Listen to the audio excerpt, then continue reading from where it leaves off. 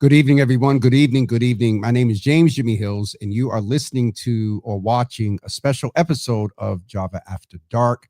We are in this evening to have a conversation about thoughts and feelings of Black men. If you notice over the past couple of days, actually maybe a week or so, myself and my guest Carlos Henriquez have been putting posts up trying to initiate conversation around something that can be simply surmised or identified as he motions. And we're going to talk about our experiences as boys. We're going to talk about conditioning. We're going to talk about trends and growing up in, our community and what it means to be a man, what it means to express emotions in places of safety, what it means in relationships. And so, without further ado, I won't do all the introduction because he's my guest and co-host tonight, a partner in my evolution in many spaces. Some of you may not appreciate it, but political, personal, financial, and just he's a good brother. We've known each other for many, many years. I go back to a picture that's floating on the internet of he, myself, Eric Estevez, DL, and Lino Sanchez at Camp Harborview in 2007. So that was 18 years ago. So without further ado, I'm getting ready to bring my good friend and brother in, Carlos Henriquez. Do me a favor. I need you all to go in and invite some people into the Java Cafe, men and women, but specifically men, and let them know that we're having this conversation. Share it. Do me a favor right now and hit that share button. So without further ado, let's bring in my guest and co-host this evening for Thoughts and Feelings from Black Men, Carlos Henriquez. What's up, brother? Good evening, sir. How are you? Ooh, that's it. What did you do? Because the sound got even better. Is that better? You told me to project. You said use my. Okay, so it was your chill voice before we was getting ready. Yeah, that was before. Now we on camera. It's live, man. Let's go. All right. In all seriousness, first of all, say good evening to the folks. Okay. And give Carlos any intro, any context that, through the years, through the months, on this platform, on your platform prior to, you've talked a lot about mental health and being a Black man. And so please just go ahead and say hello and give folks any introduction that you would like to give. Sure, and I'll keep it brief so we can get right into the dialogue. My name is Carlos Henriquez. I'm a Black man who grew up, born and raised in Roxbury, a neighborhood in Boston, Massachusetts. I am also of Latino descent. I have kind of been studying mental health, my own and others, for quite some time. I remember, and I'll probably get into this conversation, when my mother introduced it to me, when I started working on my own personal therapy, sitting on the committee for mental health as a state representative for the 5th Suffolk District at the State House. So just a lot of different youth development, a lot of different emphasis where I've been able to use kind of psychology or youth development or human development and pay attention to that, but nowhere more so than with my own development. And so I do have two quick disclaimers that I want to put out for this evening, that this is not a therapy session. James and I are not offering a therapy session. We're not offering a coaching session. Yes, I'm peeking off my notes. What we offer and what we share you might be able to relate to, you might not. Some of the solutions and counter punches we have might work for you. They might not. This is just us sharing our personal examples of what we've observed, what we've lived, and what's worked for us and what hasn't worked for us. So that said, everybody, we want to show respect to everybody's different path and everybody's different experiences, but we really want to speak to some norms that we believe kind of cross the board for a lot of men, especially Black men growing up in our community and in our era and even in today. So with that said, I'll pause and pass it back to the man who hosts the show. We're co-hosting this evening. One other disclaimer I wanted to give space to for our listeners and viewers is that if at any point we're going to have a conversation about, very personal things, trauma, experience. We may get into some aspect from my story, molestation and things like that. So we're making space for, if you need to log off and breathe. We want to also mention one of the, we're going to mention resources, but one of the main resources is if at any point this evening you need to talk to someone and are what is becoming a trending word, Carlos, triggered, there is a number that you can call, simply 988. And that number, they are there to talk to you. A lot of the association with it is around suicide prevention. but I actually called him one day and found out you can call just to talk to someone. So we wanted to name that disclaimer as well. And so, go ahead, Carlos. Well, let me throw one more in because I know the Java Cafe is home to a large part of your constituency are women, and I don't want women to feel excluded or kind of miss the message. What I'm hoping through this conversation that women can listen to this conversation. Women have different places in their lives where they intersect with men. Either you know a man as a father, you know him as an uncle, you know him as a lover, you know him as a brother, you know him as a son. To know him all of those ways is different from being the Black man himself. So I'm hoping that we can give you some insight on some belief systems, some attitudes, possibly behaviors that you might have seen, and not for the idea of weaponizing it or psychoanalyzing it for yourself, but hopefully just gaining more understanding about what Black men may be going through and how to be a better sister, lover, wife, daughter, mother, etc. So it's just really a sharing exercise. So I wanted to put that out there so we can all pull from this experience. Absolutely. One of the things that I mentioned before is we're going to kind of take it back a little bit. And so, Carlos, if you don't mind modeling, we talked about, or I mentioned that we're going to go to points of reference, conditioning, trends. One of the most memorable things I remember about you in this space is when you use the analogy of if a little boy and a little girl falls, it's okay. They go take care of the little girl. But if the boy falls, man up and don't cry. You know what I mean? So that's an example, you all, of the trends and things that we're going to talk about in our community. So, Carlos, with you, what was, in the context of thoughts and feelings of a Black man, what was your upbringing like? We know that you're from a two-parent home. There could be some presumptions there, but how does your upbringing contribute, or did it contribute to your journey of how you handled in life your thoughts and feelings as a Black man? Good question. You caught me off guard with that one. I was raised in a two-parent household. Both of my parents, working parents, civically active parents. But what I would say from my memory that shaped things that I recall in terms of being a Black man, my father was my first model for a Black man, my father and my older brother. So a lot of what I got from early programming is in conditioning and nurturing is what I saw directly in my household, which is a blessing in many ways. And that even that alone is not something that all Black men get an example of built right into their households for a myriad of reasons that we don't need to go into right now.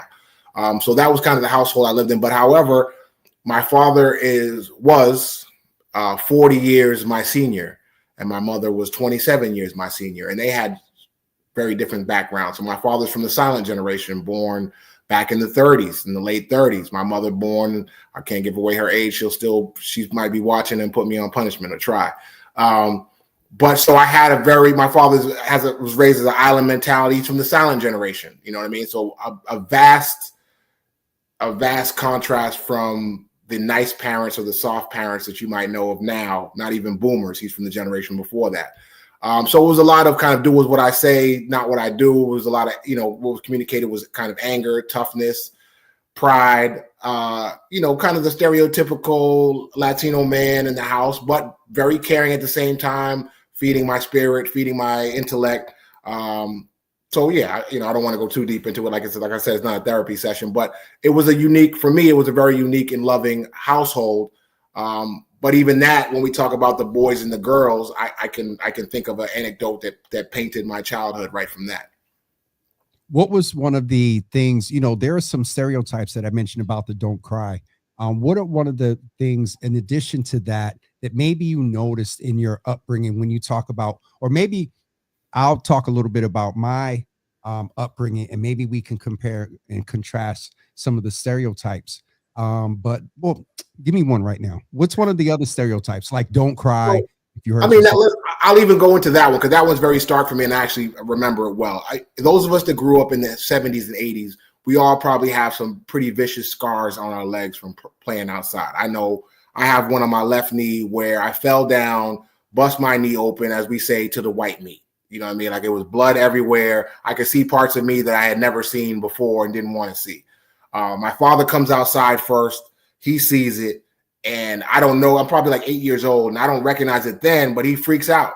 He starts screaming, "What the hell are you doing? Why aren't you playing? Being more careful." What the, expletives and all kinds of curse words. And then my mother comes out. She comes out with the rubbing alcohol and the hydrogen peroxide and the cotton balls, and she's dabbing it and blowing on it. And I actually remember asking her, like, why I'm in pain, almost in tears. Why is Dad mad at me? Why is he yelling at me? Why is he screaming? And I remember my mother calmly explaining to me, you have to understand, you'll understand that your father is scared for you, but he doesn't really have a way to express his fear for your well-being. So it made him feel upset, and that's why he's screaming. That to me didn't mean much then, but now as a mature man, now I understand the difference between how we respond to people that are in our care being hurt, and how that can affect a man. When someone under your protection is damaged or hurt or harmed, and you felt helpless, or like you survived it and weren't able to step in, there was a feeling he had, and there were only so many ways he was able to communicate that. But now I get it. But for me at that time, it's still telling me, hey, be careful, otherwise your father's going to be upset when you get hurt. You're not allowed the space to cry and be in pain. It's again, it's one of those trends that you deal with, and if not deal with, you don't even recognize it. As you were saying, now you recognize it. So there is definitely that comparison. My childhood was single mom, and it was interesting. I've shared with you all publicly, and we said this before, that we're going to talk about some subjects here, and this is one of them. Part of my childhood included molestation, you know what I mean? And it, in retrospect, and I guess in real time, Carlos, I'm going to try to not apply what we know now in telling the story, because it's, when you go back, it's in real time. I'm thinking about this. You kind of psychoanalyze as you're telling the story. I'll try to tell it in real time. Grew up with a single mom. I spent a lot of time with my grandparents. I was my grandmother's, and in this generation, first grandchild from my mom. And so everything that comes with being spoiled. And also I grew up with 3 sisters. My grandfather was in the picture, but my grandfather was the traditional, he worked, and I, seen him go to work, literally come home when I was staying with them, and my grandmother handled the finances. You know what I mean? My grandfather got, and I found this out later, he got an allowance. And so, that is a part of my growing up. With all due, to my mom that may be watching, Ma, there were, a couple of guys that she dated for a period of time that I got attached to. But there was also, with all, recently we celebrated him passing, my sister's dad. I used to say my stepfather. I think that he was the biggest, the longest example of quote unquote a father. In my in my mother's life, being with her, and he and my mom had 3 children, and so my 3 sisters. So that was an example of fatherhood there, and it was not the best. There was some, intimate partner violence there. Also some, abuse of me as well. And so I guess in the same question that I asked you, how did that inform my manhood? In real time, Carl, you know what? I'll shut up and let, if I say nothing, I'd rather you, because I know you're listening and I know your brain's going off. So I'll pause and then let you, if you want to help me do a deeper dive. Because me saying it is one thing. You asking questions is another. Well, so here's the thing, and this is what I talk about when I talk to my friends about this, and we're just having this conversation. We have these kind of conversations privately for those that are listening. And so we're just kind of dialoguing publicly. And so this is the conversation I would have with my friend, James being one of them. For me, because it might not work for you, James, or for anybody else listening, for me, some of the power in the discovery of self, especially even when we're looking in the past, is saying it out loud. Mm-hmm. Even if it's just what you land on, right? Even if it's just, hey, I'm not sure how I felt then. Let me think about it. This is what moves me right now. This is what it feels like. There's power in just identifying that and saying it out loud before you even get to a deeper surface. Because, so my anecdote, why I open up with that, is because what happens to boys more so than women, and I'm not trying to make a comparison, but just showing you the difference, is that our pain and our suffering and our feelings are very early on, from that 4 or 5 year old age. Those that love us and protect us are conditioning us by telling us, your feelings, you think you feel like that, but maybe not really. Maybe you should just be a big boy and just suck it up. Maybe you should just stop crying because big boy. So it's an active lesson in repressing how you actually feel. So, saying how you, being able to unlock that and just saying, yo, I fell down, bust my knee with blood everywhere, I was scared, it might seem, tree huggy to say that now because it's 40, 50 years later, but you've never said it. You might have never said it. You might have never had the room to say, hey, I really felt unprotected. I really felt scared. I really felt alone at that time. Now, I might feel different now, but so I think those things that happen to us as boys at 5, 6, 7, 8, 9, those are the things that shape us as we start to enter our adolescent phase. And they are shaping, they are personality forming, whether you can express yourself. I'm on the phone with a friend of mine who I've known since 88. He's a grandfather now, and he has this 2.5-year-old grandson is having a conversation with them. And his 2.5-year-old grandson can articulate his feelings clearly. Hey, grandpa, you hit me on my back. I don't like that. Stop that. This generation is different. Mind-blowing in development in terms of being able to communicate. We didn't even have that space as children. Our parents didn't want us to say anything. You were supposed to be unseen and unheard. Stay over there in that room over there. Don't sit on that furniture. So it's a difference in development when you let children speak and their personality develop versus stifling it and telling it to stay in a child's place. Now, everybody's going to have a different emotional feeling about that, whether you're a boomer, whether you're Generation X, whether you're a millennial or silent generation. You might say, well, a kid's supposed to stay in a kid's place. And you might be a gentle helicopter parent, but each one of those interactions with a young person, a child, is going to shape who they are in the long run, one way or another. That's all we're saying. No judgment on it, but it shapes the child. I think we got, while this is not a therapy session, one nugget for now that I'll pull is, and I mean, in some conversations and reading things through the years, attending trainings when I worked at that time for DSS, there is data behind the fact that you allow your children to be able to express themselves at a young age. It does inform their emotional development. They're confident in go ahead. Right. No, I like where you're going with it, but I just want to apply to real time for people. Like, think what that means. That's data, right? That we have at now, right? That ain't data that our parents had then. Even if they did, that ain't data that their parents had or were concerned about then. Data doesn't matter if you had a West Indian parent from an island who would cuff you upside your head, exactly, or tell you something. Stop crying before I give you something to cry about. That data doesn't matter the same way depending on the generation. So it's important to understand that data as we start to evolve as parents and getting to our mature adult years, or even our adult years when we begin parenting. It's an evolution of parenting, and again, not judging it. There's extremes. There's the extreme helicopter parent that might cripple their kid by solving all their problems for them and not letting them learn it. And then there's the parent that still might be verbally abusive. They're still doing the things that their grandmother said to them and waving their finger, and you shut up and I'll give you something to cry about, or you ain't seen pain yet. And so that spectrum is so wide, right? And we're focusing on men, Black men in particular. That spectrum is so wide. I want to remind people that how wide that spectrum is, so that you don't get it twisted and think that Black men, even though some of the things that are common amongst us are not the same. James and I are only about 5 or 6 years apart. However, just in our household upbringing, vastly different. Vastly different. By the time we're 8 years old, we've lived a different life in different neighborhoods, different cultures, different sibling sets, and all that plays. So I just wanted to hit on that piece right there.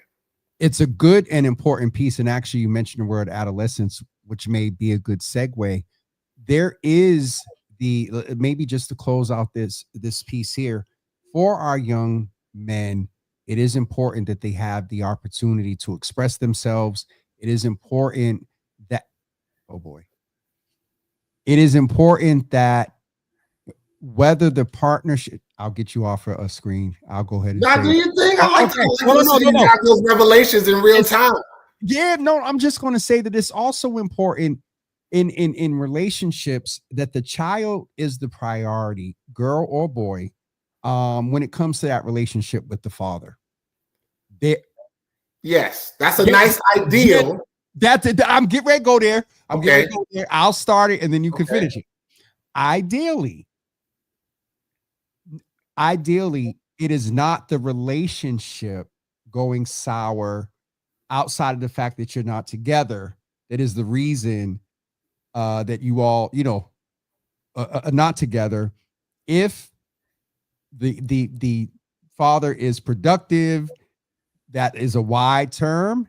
If the father is going to be a positive contributor to the child's life, don't let a broken relationship alter the potential of having that man as a positive contributor in their life. Now, Carlos, I was very reserved. I said that because I it I sounds haven't. nice. It sounds nice. It's very.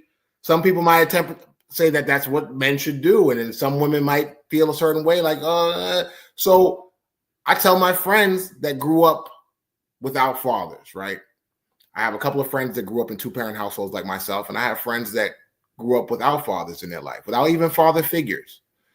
And the reason why I keep saying that it's a broad spectrum is because some of my friends that didn't have father figures are some of the best fathers I know.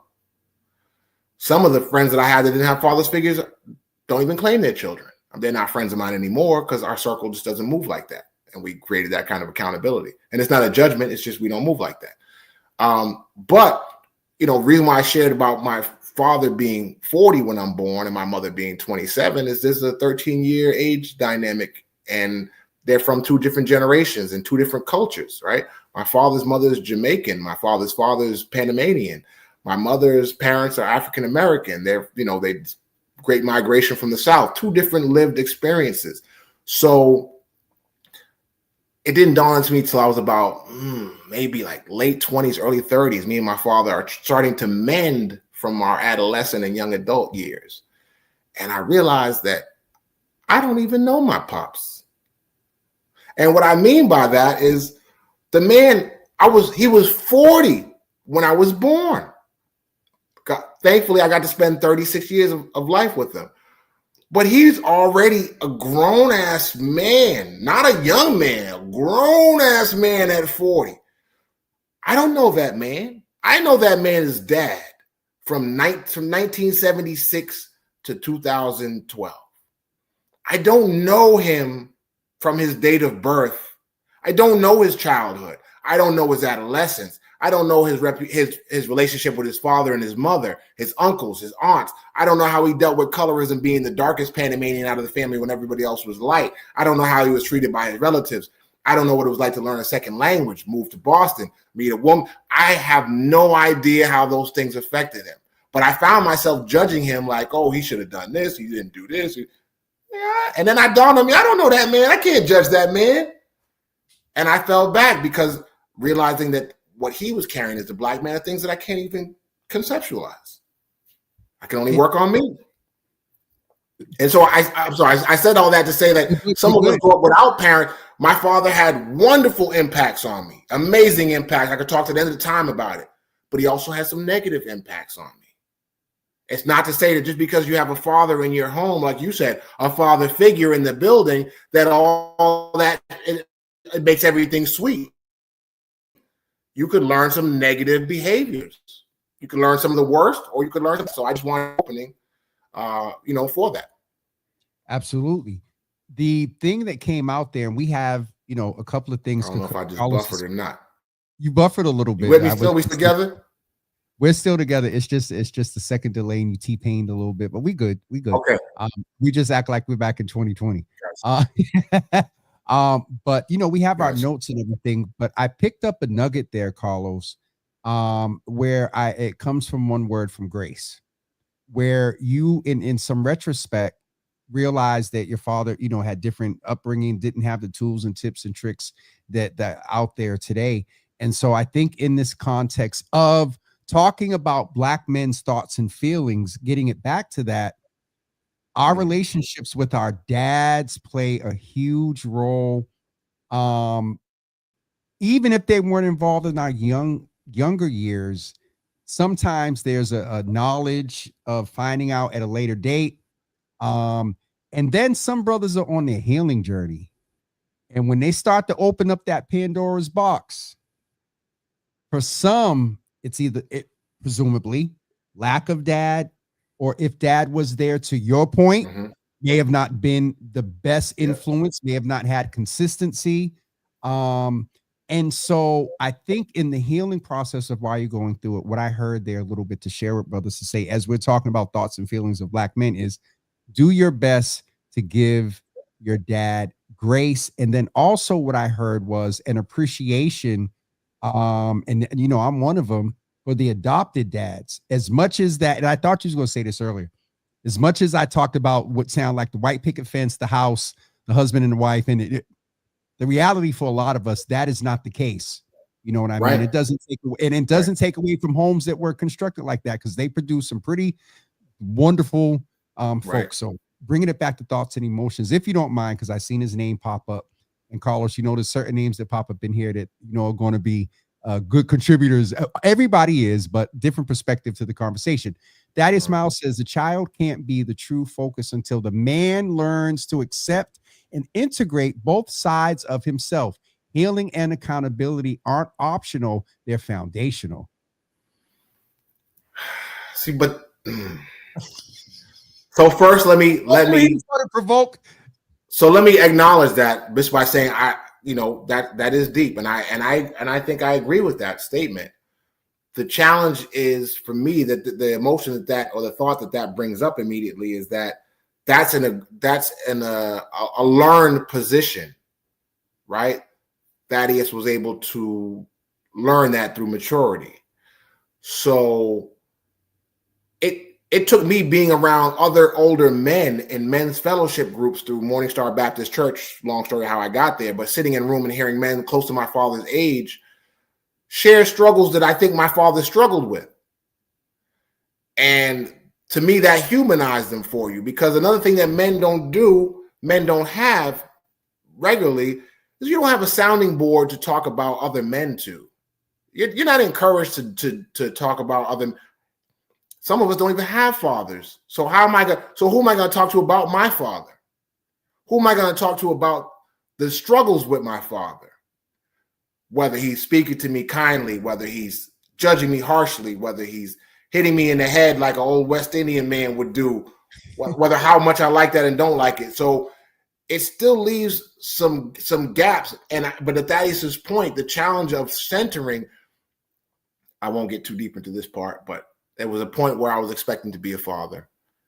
And I speak to a lot of my friends who are fathers. I've been watching them for a long time as I was anticipating being a father myself. And when I was expecting to be a father, one of the feelings that I got that I was able to share with my friends and that I picked their brains and get them to share with me is the feeling of fear, the overwhelming feeling of fear and inadequacy that comes with parenthood, and the feeling of being unprepared. So to Thaddeus's point, I think he's absolutely right. But I think there's a path that has to be taken to even get to that point. You have to be able to get past the fear that you're inadequate yourself before even when you're thinking about you're inadequate, you're still centering yourself. You're still the lead character in that movie. I don't know what parents, because a loss we suffered, we didn't become parents for a very long time. So I don't know how parents do it. It's one of the most amazing things in the world to spend your whole life centering yourself, and then you have to center someone else. And you don't have no blueprint on how to do it except for what you've seen, and you don't know if that's right or wrong. It's just the only blueprint you know. and parents do the best that they can every single day. And that's what I mean when we think about that spectrum. You know, your child's friends, the boys your son hangs out with, come from a whole different belief system and spectrum, and you have to be aware of it so that you know how it influences your son and your black man, the black man in your life, because it's all interconnected. It's all interconnected. It is all interconnected, and thank you for addressing that, because again, there's some names and comments that pop up because I had the opportunity with you. Everybody knows that Thaddeus is one, and I do have the sometimes calling in frustration when you said we don't have the ability to talk to men about other men in our dealings, because the truth of the matter is, we're going to get back a little bit to our script. As much as we portray ourselves generally as men not emotional, that's some let's just call that what it is. It's a bunch of bullshit, right? Can we? It is. It's after dark. Good. It is. And let me put a disclaimer out too. We gossip the same. We have the same emotions. We feel jealousy. We feel envy. We compare ourselves. We have inadequacy. Yeah. All right, let's go. And let's keep it real. And sometimes the brother, we're saying some things here that may be implicated. Like, I was getting ready to make a statement that, there's a belief that women gossip more, and I was just going to vaguely say, and we gossip more than women or whatever, but that's an implication there of almost, disregarding women or whatever, attributing things to them. My point there is, Carlos, the disclaimer is that you and I setting space for men. I put up a post today and asked the ladies, I don't know if you saw it, how they feel about a man that is aware of his emotions and is emotionally intelligent. I didn't see it, but I'm curious now. With your phone, go get on your phone and you control a little bit. What I'm saying is because I fancy myself an emotionally intelligent man, right? And it's increased. I haven't always been. I've always fancied myself one, but there's levels to it. What I've learned, even in my current relationship, which hopefully is my last relationship. Hold on for 1 second. Did you hear what he said? I mean, did you see what he said? He said, I say we gossip just as much as women. We just try to put dap and bruh in it. Yeah, exactly. Keeping it a buck. Because how are we not going to, if I have a bad day, so when she has a bad day at work, she spends 45 minutes of, she might be listening, so I should tone this down, but I'm going to say it anyway. A convoluted, detailed story. I don't even know all the people's names in the story, but I sit and listen for a half hour about what this one did, who did this one. And so she gets that off. But she also gets that off with her coworkers. She also gets that off with her homegirls that are in the same industry, et cetera, et cetera. If I have a bad day at work, if somebody on social media pisses me off, says something slick to me about me being on, Java After Dark, or they don't think I should be speaking about the issue that I'm speaking about, it rubs me the wrong way. I feel a way about it, and I might share it with her, but I might also call you and share it with you. I might call one of my boys that I grew up with and like, yo, can you believe this dude was trying to tell me who I can speak to and who I can't speak to, or what topics we can talk about and what we can't, like, and then I vent.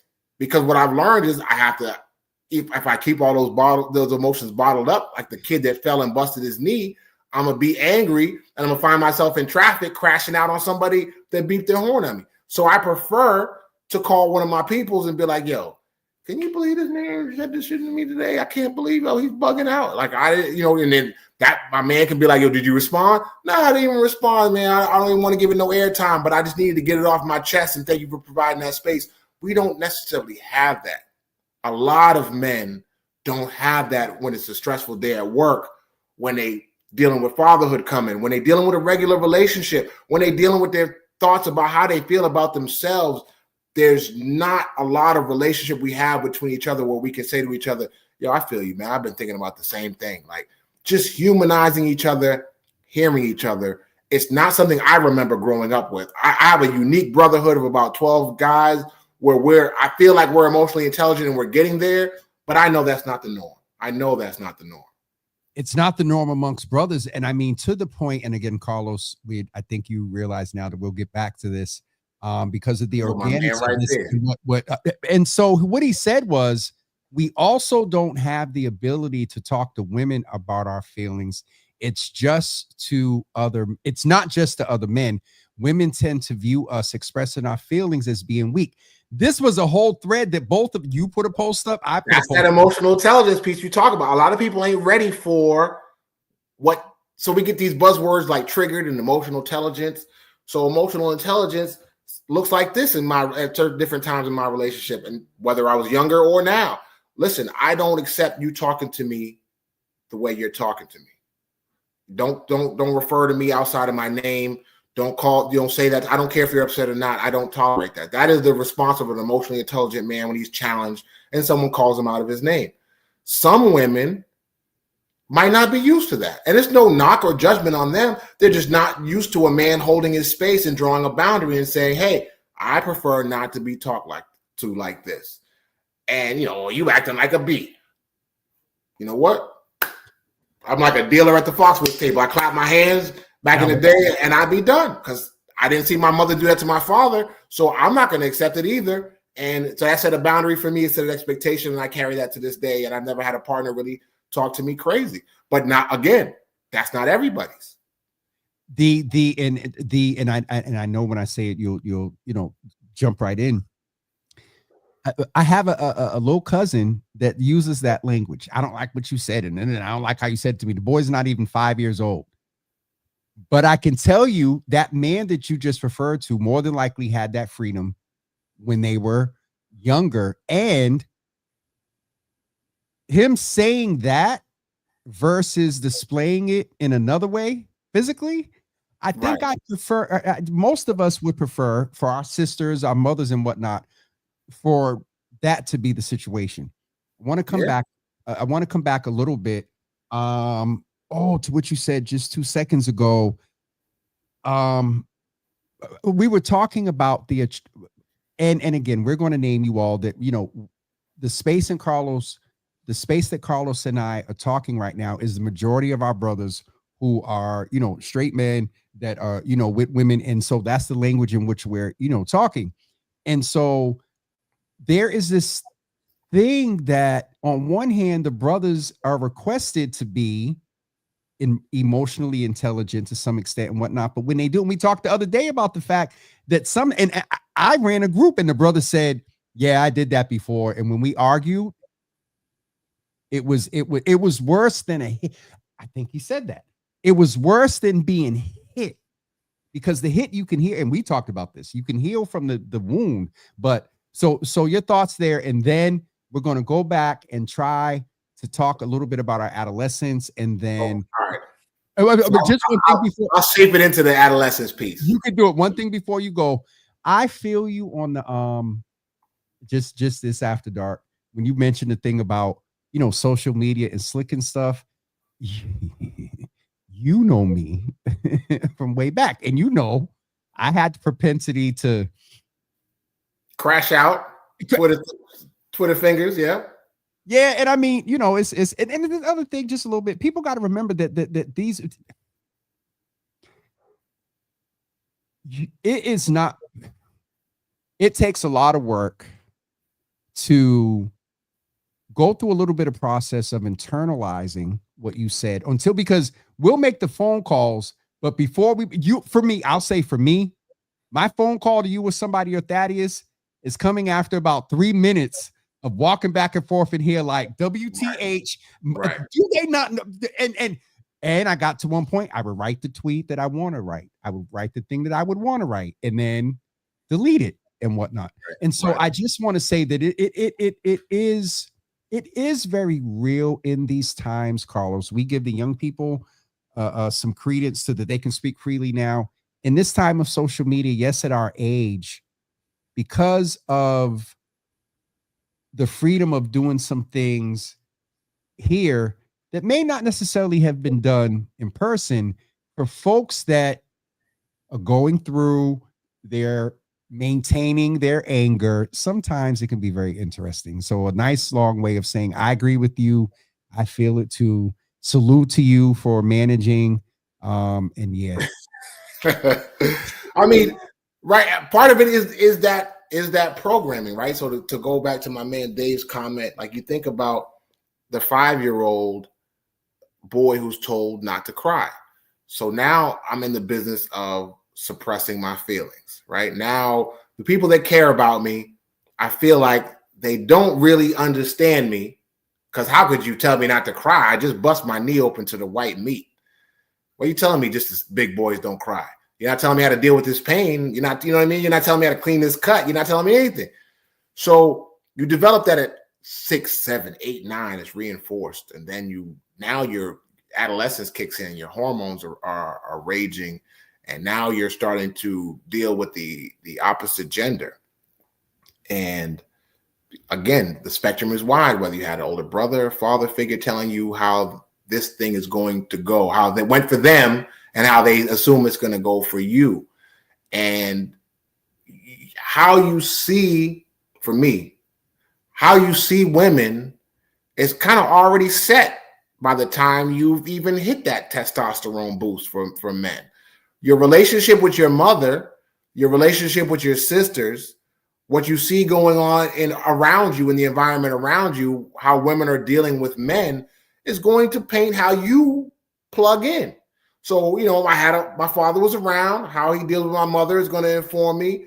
My older brother is dealing, in 6 years, my senior, he's dealing with young women. How I see him move with women is going to inform me.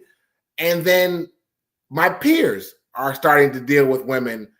They're mostly lying to me and mostly uninformed or misinformed. But how they're dealing is my environment is now shaping me by adolescence and my hormonal rage, right? So even since then, like, depending on the era you grew up in, I grew up in the 90s. I know you're a little older. It might have been I'll leave that alone.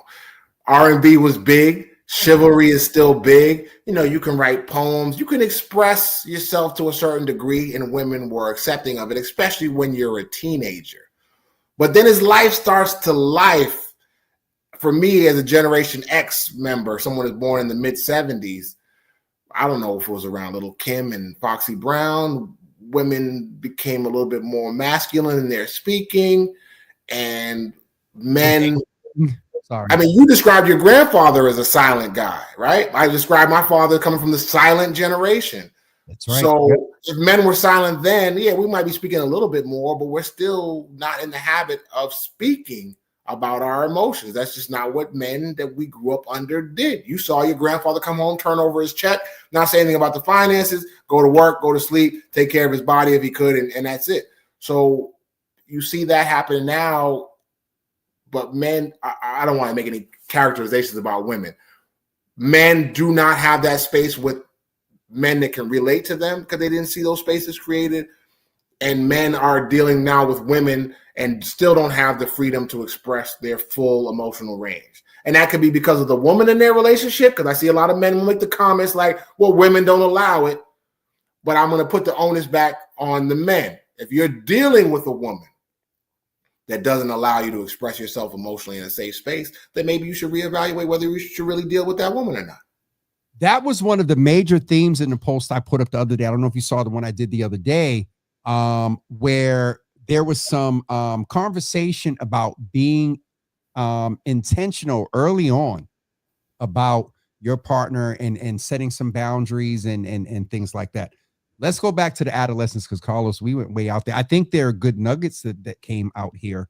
You talked about adolescence. For you, one point for me there that I thought about in real time was you referred to the fact that you had your majority were men that set the example for how you engage with women.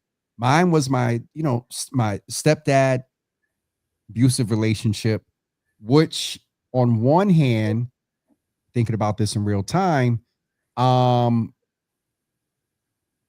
me, it was never, you know what I mean? There's the data that says if you grow up seeing it, you're going to do it. For me, it was never, even whatever the persuasion, just never for me to be in a domestic partner sort of physical thing. The other thing that I realized as you was talking, and then we'll go into a little bit more of adolescence, was that most of how I deal with women was informed by women. And so the thing of I'll just say this, not faking the funk just for the purpose of faking the funk. For me, the regard was, why would I play with a woman's emotions and whatnot? Because some of the things I saw, also how the women, around my sisters, my mom, others were being treated. So just Right. on that point there, it does have an influence on how in any relationship. It in this particular case, in partner type relationships. Yeah. Yeah. If you have if model behavior speaks to a lot about what we do. And as we get into the adolescence, please, I want everybody to think about, we don't have a set definition of what a man is, especially a black man. What is the mark of the coming of age? There's no cultural bat mitzvah like the Jewish people do. There's no ceremony in the community like other tribes do in Africa. We've kind of lost that if we had it from when we moved from Africa to the United States and it was stripped away. So, even when I asked myself in preparation for today, like, if you ask every man what made him a man, it would be a different answer for every single man. And that's fine. And that's fine, because you only need to know about the man that you are dealing with or in interactions with. Like, that's who's either dangerous or not dangerous. That's who's either a protector and provider or not. That's who's either emotionally intelligent or they're not. But a lot of the things we don't even know to setting the expectations, right? Like, so it's easy for me to say, oh, we should set boundaries in our relationships. I didn't know that shit until I was 40 something. I mean, I set boundaries. Like, I didn't let no girl call me out my name when I was in my teens, 20s, and 30s, right? But that doesn't mean there wasn't aggressiveness. That doesn't mean that I wasn't, disrespected in other ways that I might internalize where I was made to feel weak or less than, or manipulated in certain ways. So without me even learning, getting the emotional intelligence to practice it, I would still be in maybe relationships that aren't healthy. And so I say that to say that we have to look at what people are in their individual settings and not look at it from well, this person should do this based on what I did or my projection or from my understanding, because that gets dangerous. And that's why I keep saying this message, like, we all have a broad spectrum of our development and what levels we're at and what we'll accept. So I really want people just to think about Black men as individuals, and that how unique each one of us are, no matter how many commonalities we have. We're all very unique, and then to get to know one of us is it takes a lot of time and effort, because we're not boilerplate. We're not, Black men are like this or Black men are not like this.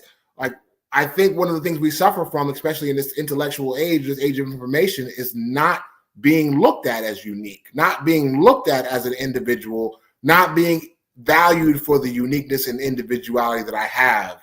Looking at me as what social media tells you I should do. Should I be a certain height? Should I be a certain weight? Should I make a certain dollar amount?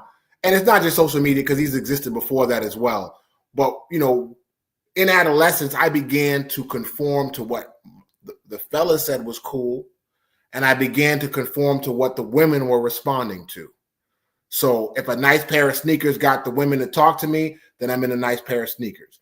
If me getting a haircut every 2 weeks rather than every month is going to get the cutie to walk me to class, then I'm paying a little bit more attention to my haircut. So, one of the reasons when I was promoting this is, like, we have to look at our individuality between each person and how we treat individuals in our community and in our relationships and in our family. To your point about that, Carlos, I just want to raise, we will do our best. And Carlos and I in the past and always try to do that. And I want to go to a couple of the comments. Yeah, let's do that. Ramona said, in all fairness to some of our sisters, we try not to make general statements. She said, not all women. Some women value open conversation with their male counterpart and welcome them to be open to their emotions. And I would say, add that other piece, Ramona, to it, is that it wouldn't be, because you can be comfortable with it and share it and whatnot, but add that other piece that you ain't never going to throw it back at them. And not saying that you would, but that's just, that's just me adding that there. Right. And I like the comment, and I hope, we didn't say anything that made feel like we were overgeneralizing. I would say the more important takeaway is, even though there are sisters that are willing and encouraging, which is dope, honor that in itself, Black men still aren't in the habit of doing it. So please don't believe just because you encourage it, or don't get frustrated just because you encourage it and are open to receive it, that is going to override all the years of pre-programming that we had since age 5 of suppressing it. It takes time. It takes a lot of hand holding. It takes a lot of gentle nudging. It takes a lot of encouragement. It takes grace. And so it's an undertaking when you're dealing with a black man. Show grace, because while I can speak generally, we've been molded in certain areas. We are all each unique and respond to different things in a different way. So shout out to Ramon. I actually Latin Academy's finest. We grew up similar, close. I wanted to go back to a follow-up comment from Thaddeus, and I'm looking at the comments here, Carlos. It's a little bit of a trend to your point that for some men, getting on a journey of being able to do this, we come in at varying levels at points of our life, varying levels of trust, varying levels of baggage and trauma from prior. And so not only, and we talk a lot about women in relationships, but I think that same grace that we're naming now, we need to apply it amongst ourselves as well. Right. Exactly. And to ourselves as individuals, and then to ourselves as brothers, and then extend it to our fathers and our, and to our families. Absolutely. Okay. Absolutely. Because the spot that Thaddeus and I are talking about, you have to get to that spot. Like, it's not easy. I don't think Thaddeus is saying it's easy. If you're a man or male and you grew up let's say you grew up in a household that was verbally abusive, that was the norm, whether it was 2-parent, whether it was single parent, headed by a man or a woman.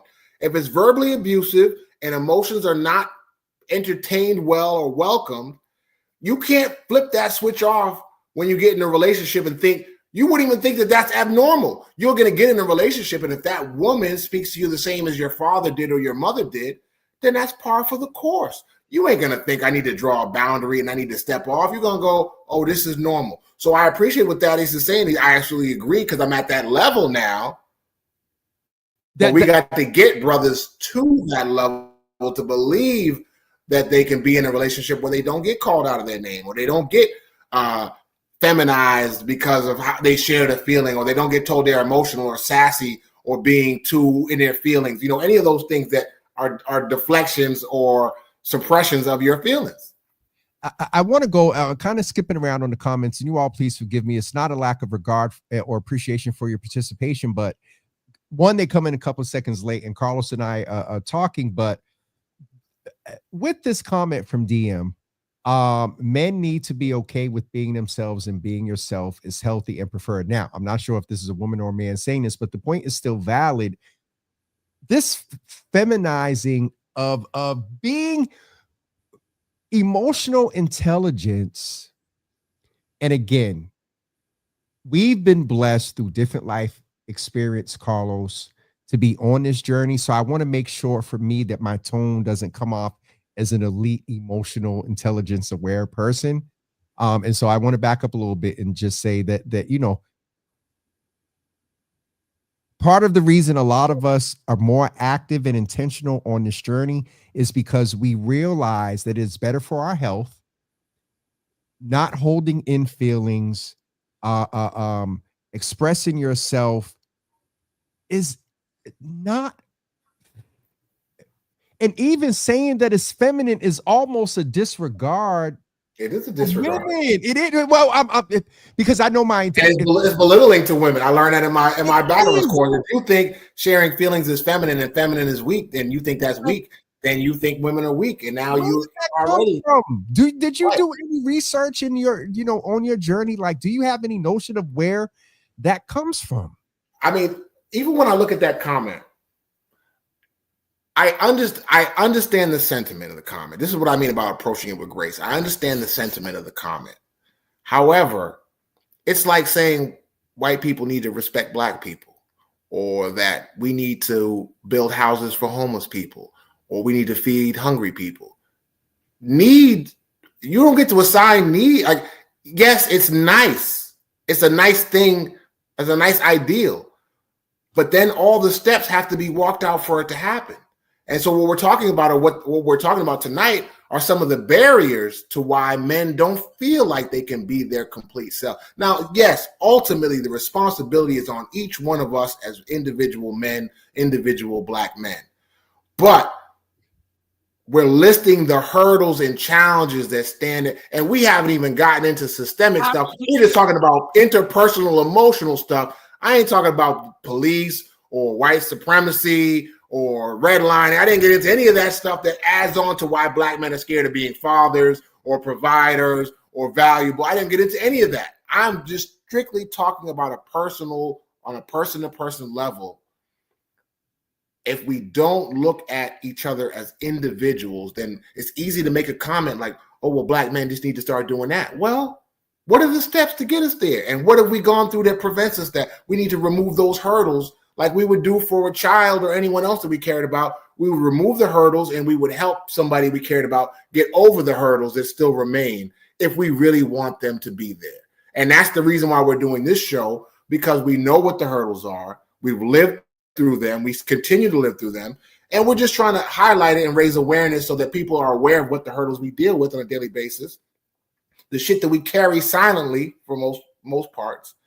And if you want to be an ally, if you want to be a friend, if you want to be a lover, partner, caregiver, guardian, there are things you probably should know about us that we don't often share with many other people, even in our friend groups and even in our family. It's oh God, Carlos. Sometimes this is why I close the comments. Lloyd Williams, my boys are tuned in tonight. It's the support, but that's it. I was gonna say that's a testament. That's a testament. These are the men that inform me. These are the men that David Almeida, Lloyd Williams. These are my big brothers from other mothers that I've had these conversations with and developed with since we were teenagers. And there's nothing wrong with who's that near you? There's nothing wrong with having those relationships because they come with accountability, they come with knowledge, they come with skipping to some extent. What do you call it? Missing pitfalls to some extent. And so, okay, Jesus Lord, now we're okay.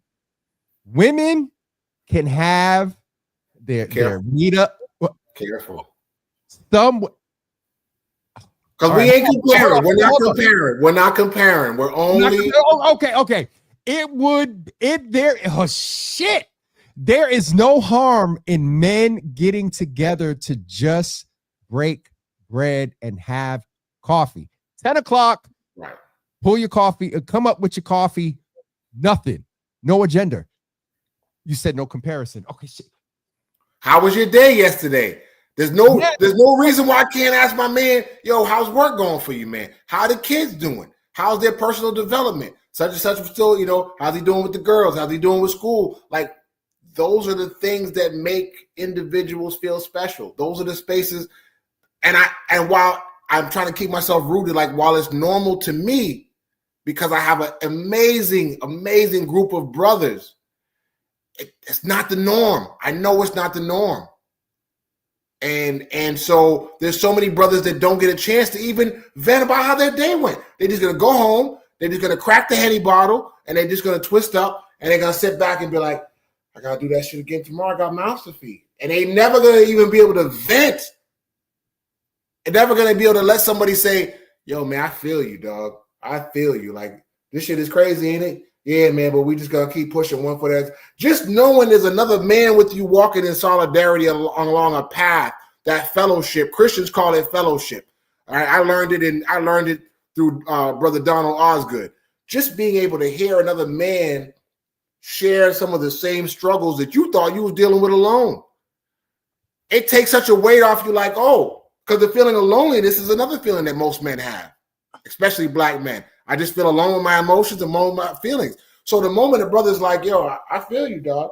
I'm not trying to one-up you. I feel you. I hear you. What can I do to help? Nah, man, just sitting there cracking this brew with me on this porch is all I needed, man. I appreciate your time. That's what. Sometimes that's as close as I love you, man. Thank you so much for being here as you're going to get.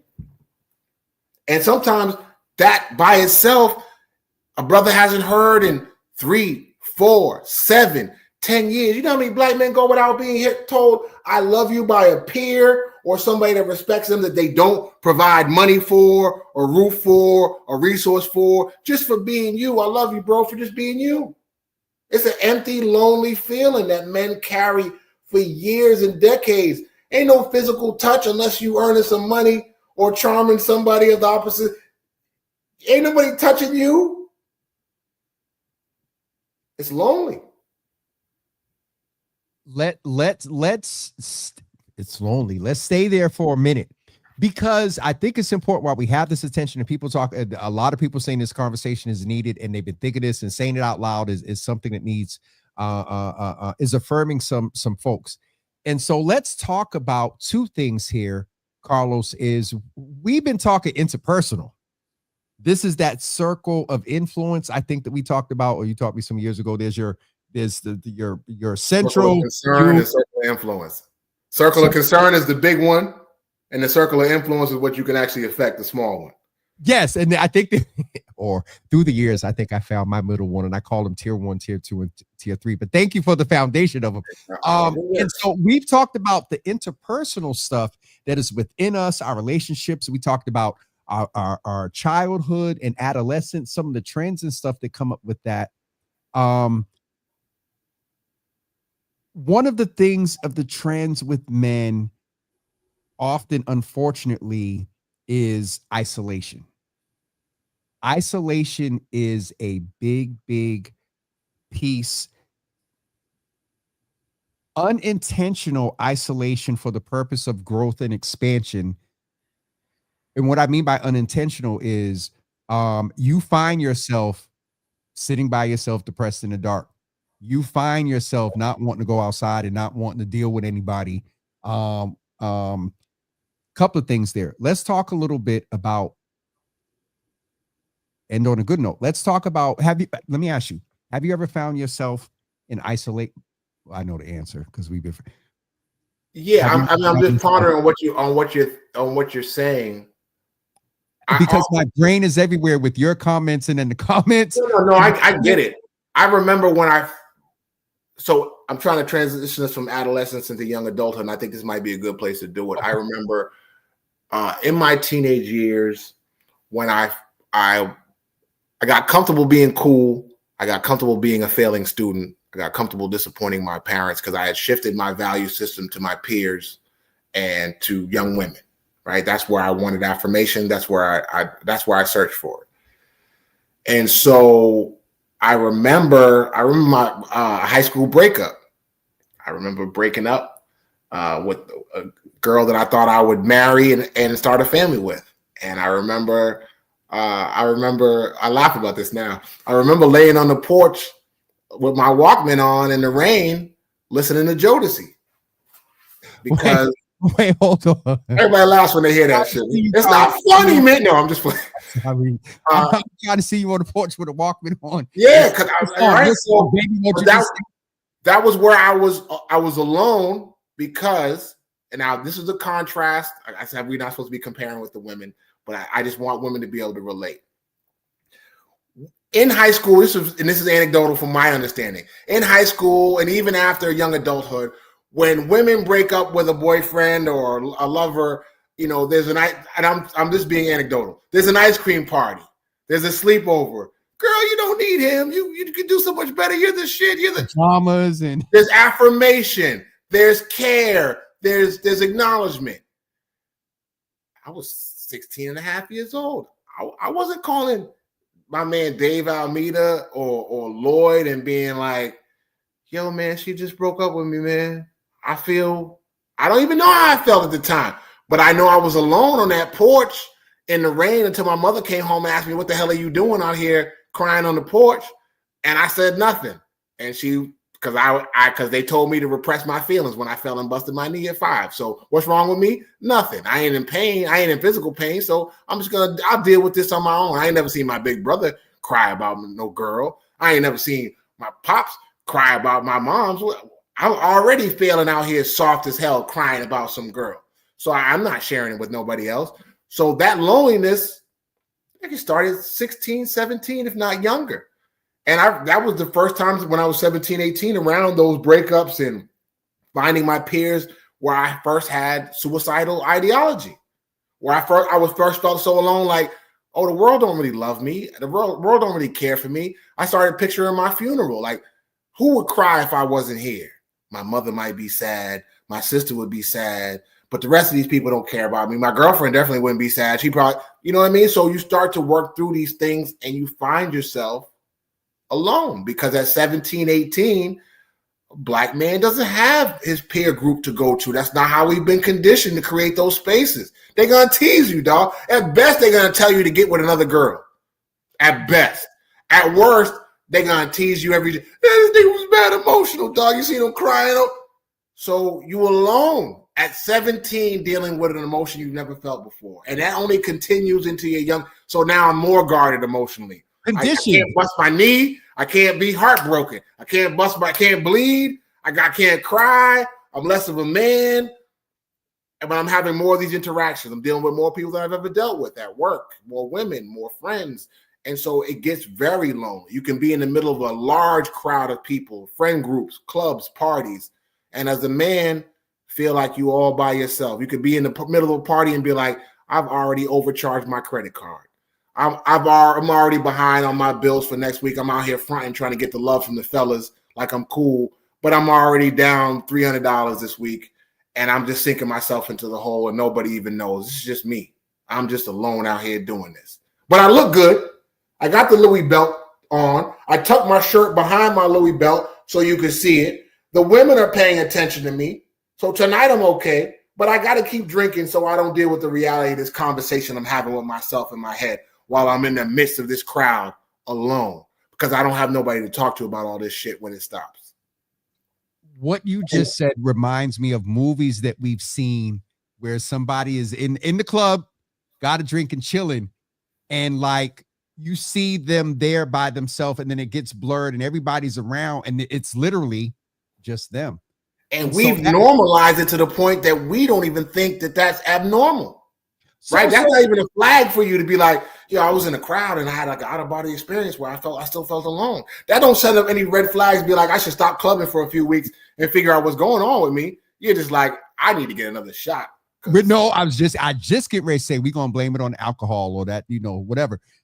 So it goes back to your point, and I got a little bit off, and you didn't maybe get up and go. I saw you take some notes. I'm excited now. Yeah, and don't lose my thought again. When I was talking about the tears, okay, we talked about the internal. We're getting ready to get to the external now. So that's the thing that I wanted to get back to. But to what you just said there, it is imperative in the isolation piece that when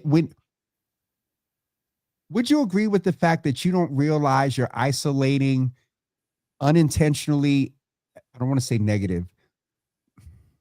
I'm going to tell you the other side of what I want to say about isolation in a minute.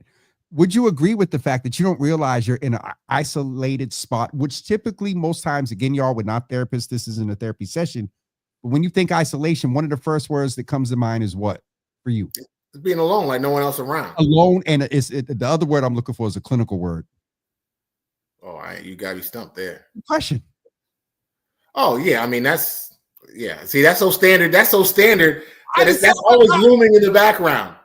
But did you see, for you and I in real time, it goes back to conditioning that you almost didn't even know what I was talking about, because for you, it was automatically implied in the isolation. So that's to Thaddeus's point. That's why I think we're spending a few minutes here of brothers that at times when you're like that, Mike Joyner and other folks are in, you got your group. And it's, I think we said it already. It's not just with the women that brothers may not trust in partner relationships. Brothers may not trust other brothers just because of teasing and just the fact that you're going to be vulnerable and depending on the subject. So thank you because my mother's up here. She was like, men need to, and maybe that was before Carlos broke it down, saying the need and whatnot without the understanding. To Thaddeus' point, men need love, but without that grace, it's almost abuse. So saying that the need, Carlos, but what you said about homeless need to, all right, we about to. I mean, it's what we practice. It's not what we say, right? It's what we practice. Who we are is what we do. So as a culture, like if black men if we need to be anything, it's going to happen because the black men do it. It's not going to happen because the black woman does it for the black man or creates a space for the black man. If we're going to be more gentle with each other, then we're going to decide to be more gentle with each other. If we're going to show more grace, then it's because we show more grace and maturity to each other. And like Lloyd said, it might take a lifetime or a generation to model it. Like my man Dave, I used him for a post earlier this week when I talked about, like, he's a father that I've been able to watch whose three sons tell him I love you on a regular basis. And they say it to him and it's normal to them. And I keep telling them, like I tell his sons and him, you don't know how I know. So again, I grew up household with my father. It's not what I heard. I love you. Hey boy, I love you. Hey boy, I love you. Hey boy, I love you. No, different experience. It would have taken a lifetime.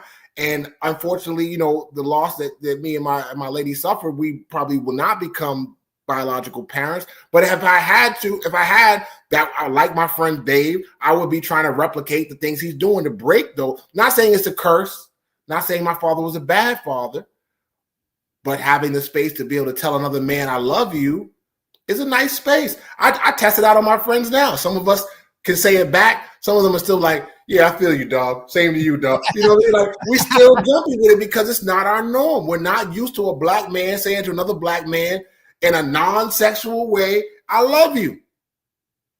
Because our fathers didn't say it either because they weren't around or they didn't hear it from their fathers and no other men. So if we want to treat each other better, if we want to be more loving as men, then we as men are going to have to start saying I love you to other men, or at least treating other men with more grace and love.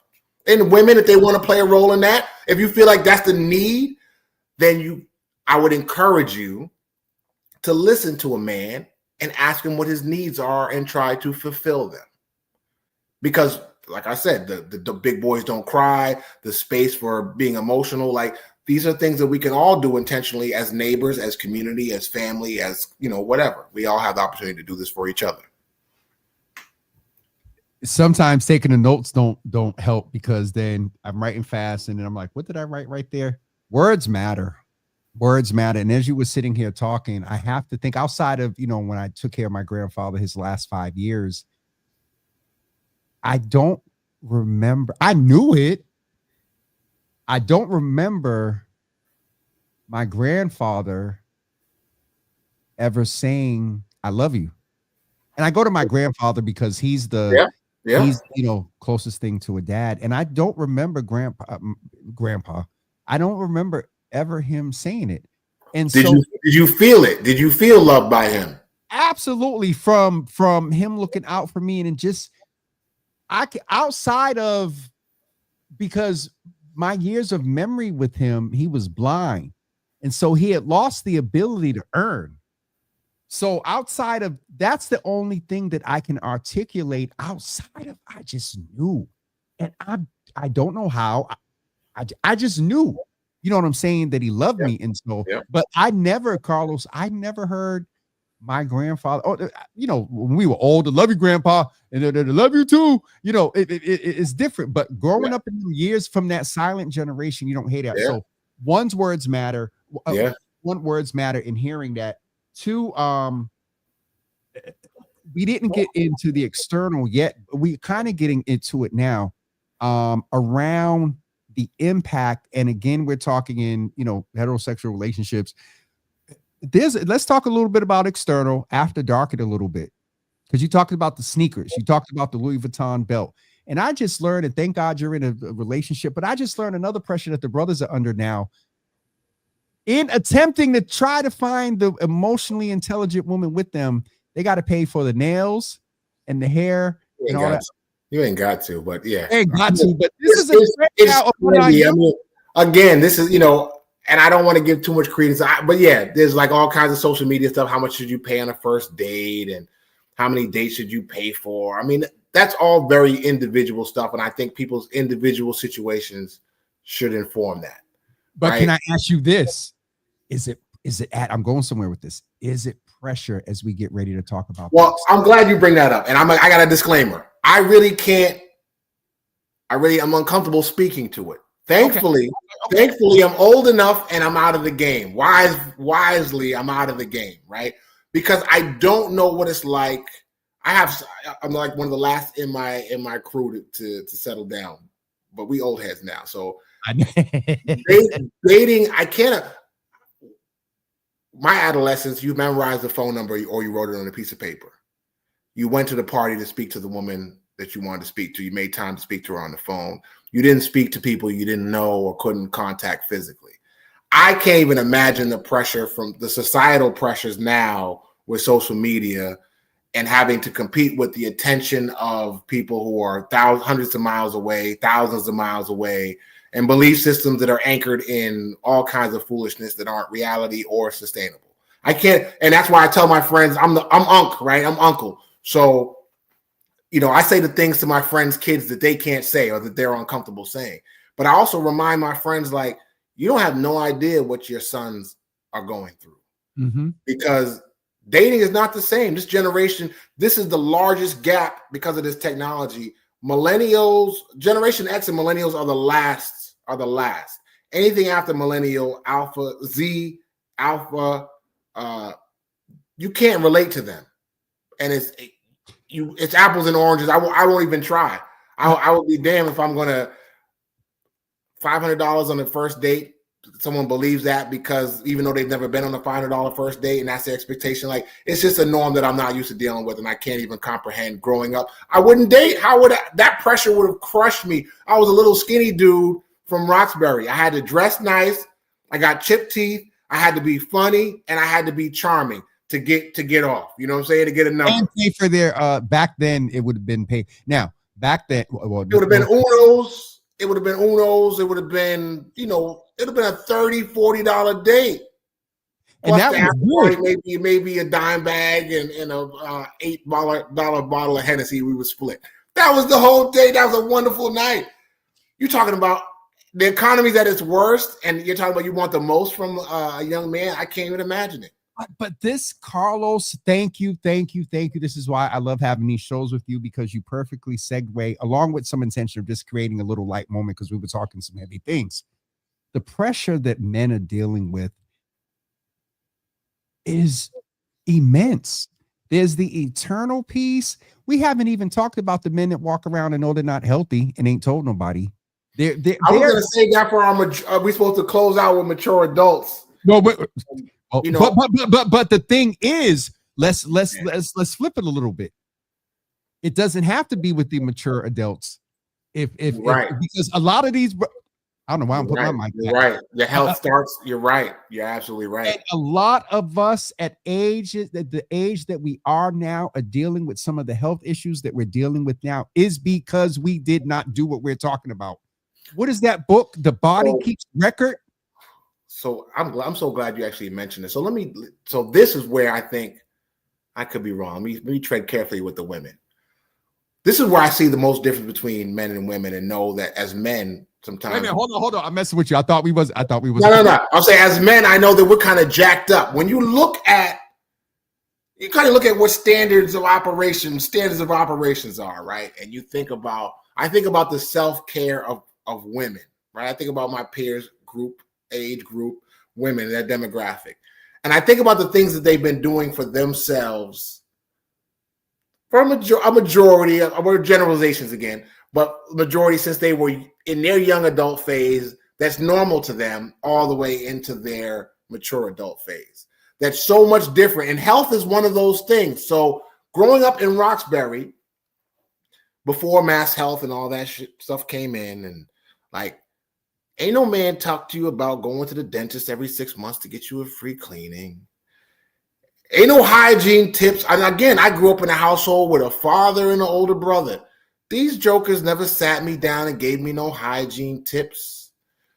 Ain't tell me how to brush my hair and follow the crown and make sure I go in the right direction. I had to learn all this myself. Again, feeling very alone. So health, ain't no man. My father was scared of hospitals from the silent generation. Hospitals is where people go to die. He ain't telling me to go get a checkup every year. So it don't mean nothing when you're in adolescence and you're drinking from a water hose and you grew up in the 70s and 80s, you could chew on lead paint and keep running. But when now as we approach our 40s and 50s and our friends are passing away, people that we know are passing away, and you hear from them. I have a friend of mine I've known for 30, going on 30 years, 1994. When I first graduated high school, told me 2 days ago he fell down at work from high blood pressure, had to be taken to the hospital in an ambulance.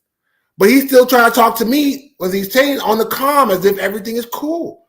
And I'm like, yo, when we going to stop bullshitting with our health? When we going to start walking every day for a half hour minimum? And he's like, yo, I'm on it. I'm like, nah, you ain't on it. It's been 10 years, 15 years of that bad habit of not taking care of ourselves, of not taking the doctor seriously, of not being aware of our mobility and our health that got you to this point. So no, we're not taking it seriously. And we can put up all the, and I say this with the utmost respect and love, because I've lost friends and loved ones. Come on.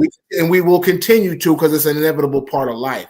But I don't want to do it because we could have prevented it or prolonged it, because we're not going to the doctors, because we're not worried about our weight, because we're not paying attention to the detrimental habits we picked up as young adults to cope with those crying Jodeci episodes, to cope with busting your knee open at 5. We started drinking heavily when we were 18, 19, and 20. We started smoking heavily to deal with the depression at work and to deal with not being able to tell somebody we had a bad day at work. After you have about 9 months of bad days at work and you don't have no one to talk to, you're just going to talk to the bottle. You're just going to talk to the alcohol or the weed or the coke or the heroin, whatever gets you. Or the women or the gambling. Or the women or the gambling. Whatever the escape is that you use as an escape that you've already internalized. So now by the time you're 40 and 50 and the body's starting to show you that scorecard, it's like, yo, we've been drinking cognac. I remember an ex-girlfriend of mine's father asked me, how long you been drinking? And my brain wanted to say, well, 21, that's when we started drinking. No, Negro, you started drinking Mad Dog Banana Red at 15. Ooh. You know what I'm saying? So you have a habit of escaping and having fun through alcohol socially, and it's been accepted since you was 15. So when I stopped drinking for 6 years, it was like a shock to me, but also a shock to all the people around me. Like, yo, you've been drinking since 15. What are you doing? I needed to see what my body looked like sober.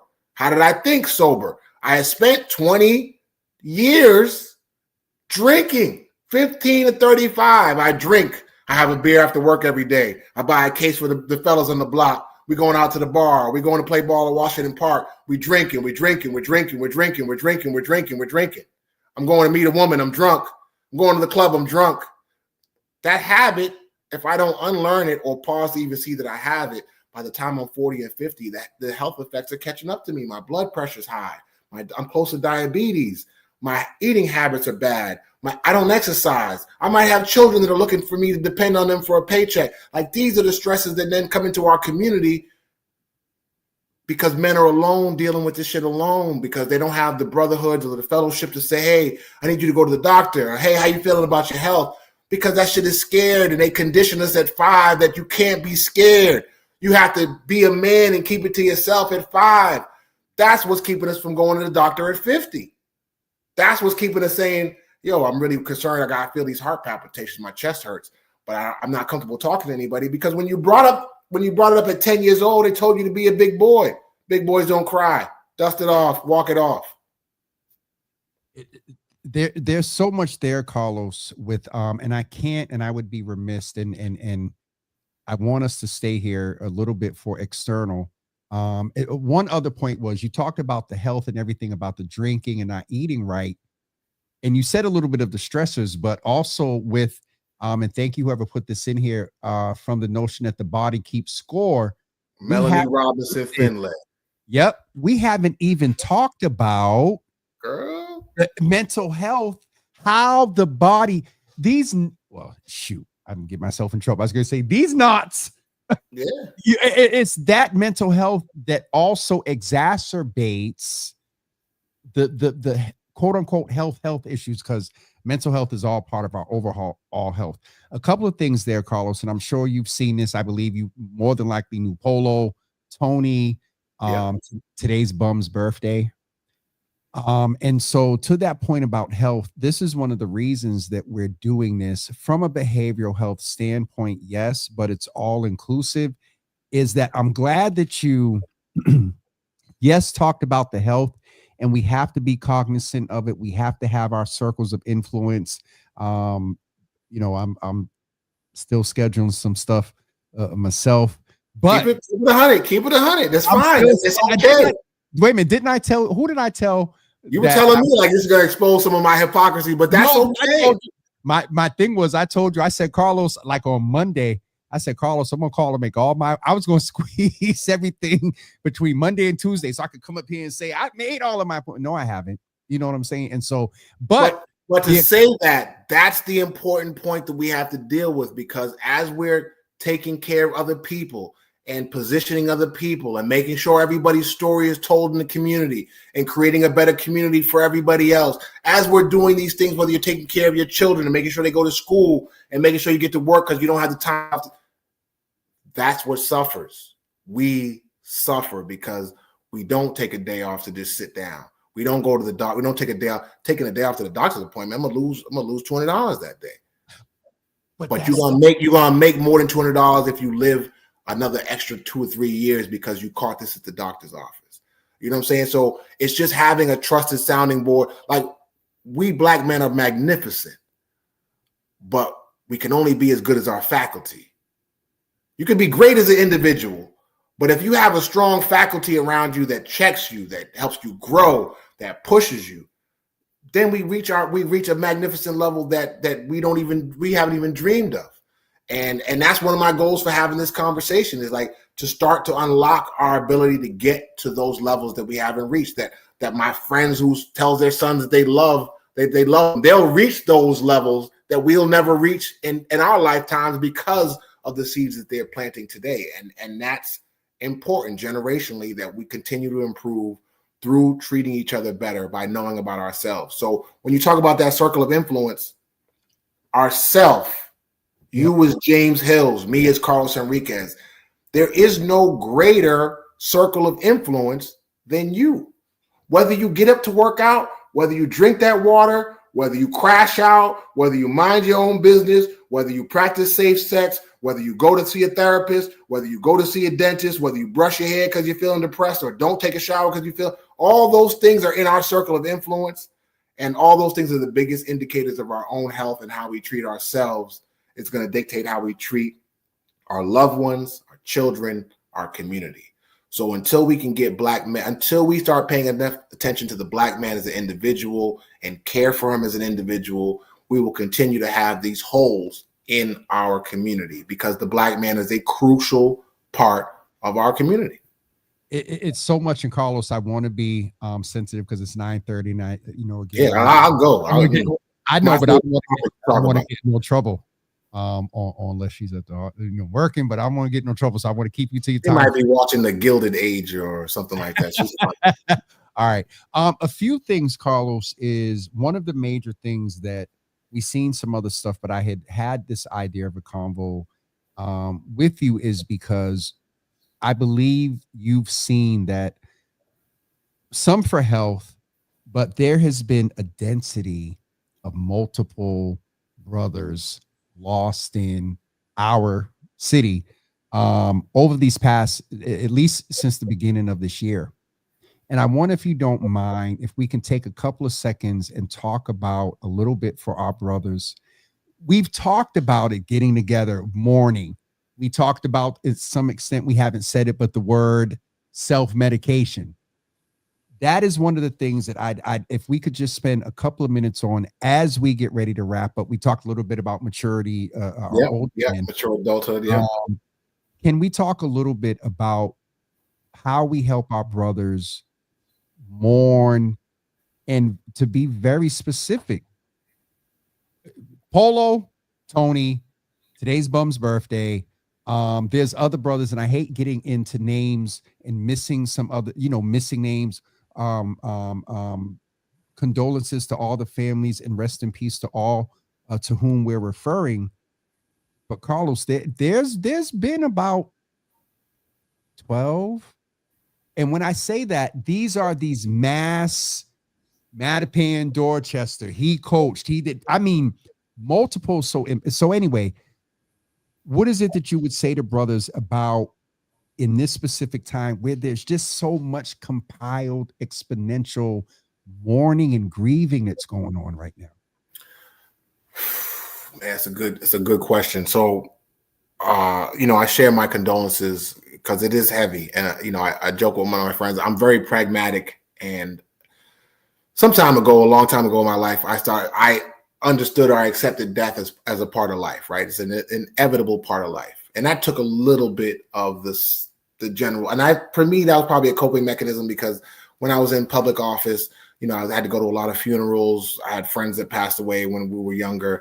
And it does start to eat at you. Even knowing that it's a fact of life, it still starts to eat at you, especially as you get older. That's why the mature adult part, we start to deal with our mortality, whether it's our parents passing before us, seeing our grandparents pass, and then seeing our peers pass. I think about all the jokes that I've made with my closest friends. Some of the most embarrassing things that I've shared about them to embarrass them in a moment to get a laugh, or to defeat them while we're playing the dozens, etc. I think about how alone we are in our darkest moments. I think about that kind of full range of what our challenges are, and I try to make it almost a competitive thing. Like, I just don't want to lose anybody because I didn't say anything, because I didn't encourage, challenge. I think of all the things that we're willing to fight for. I'm willing to fight you if you disrespect me. I'm willing to fight you if you disrespect my mother or my sister or my brother.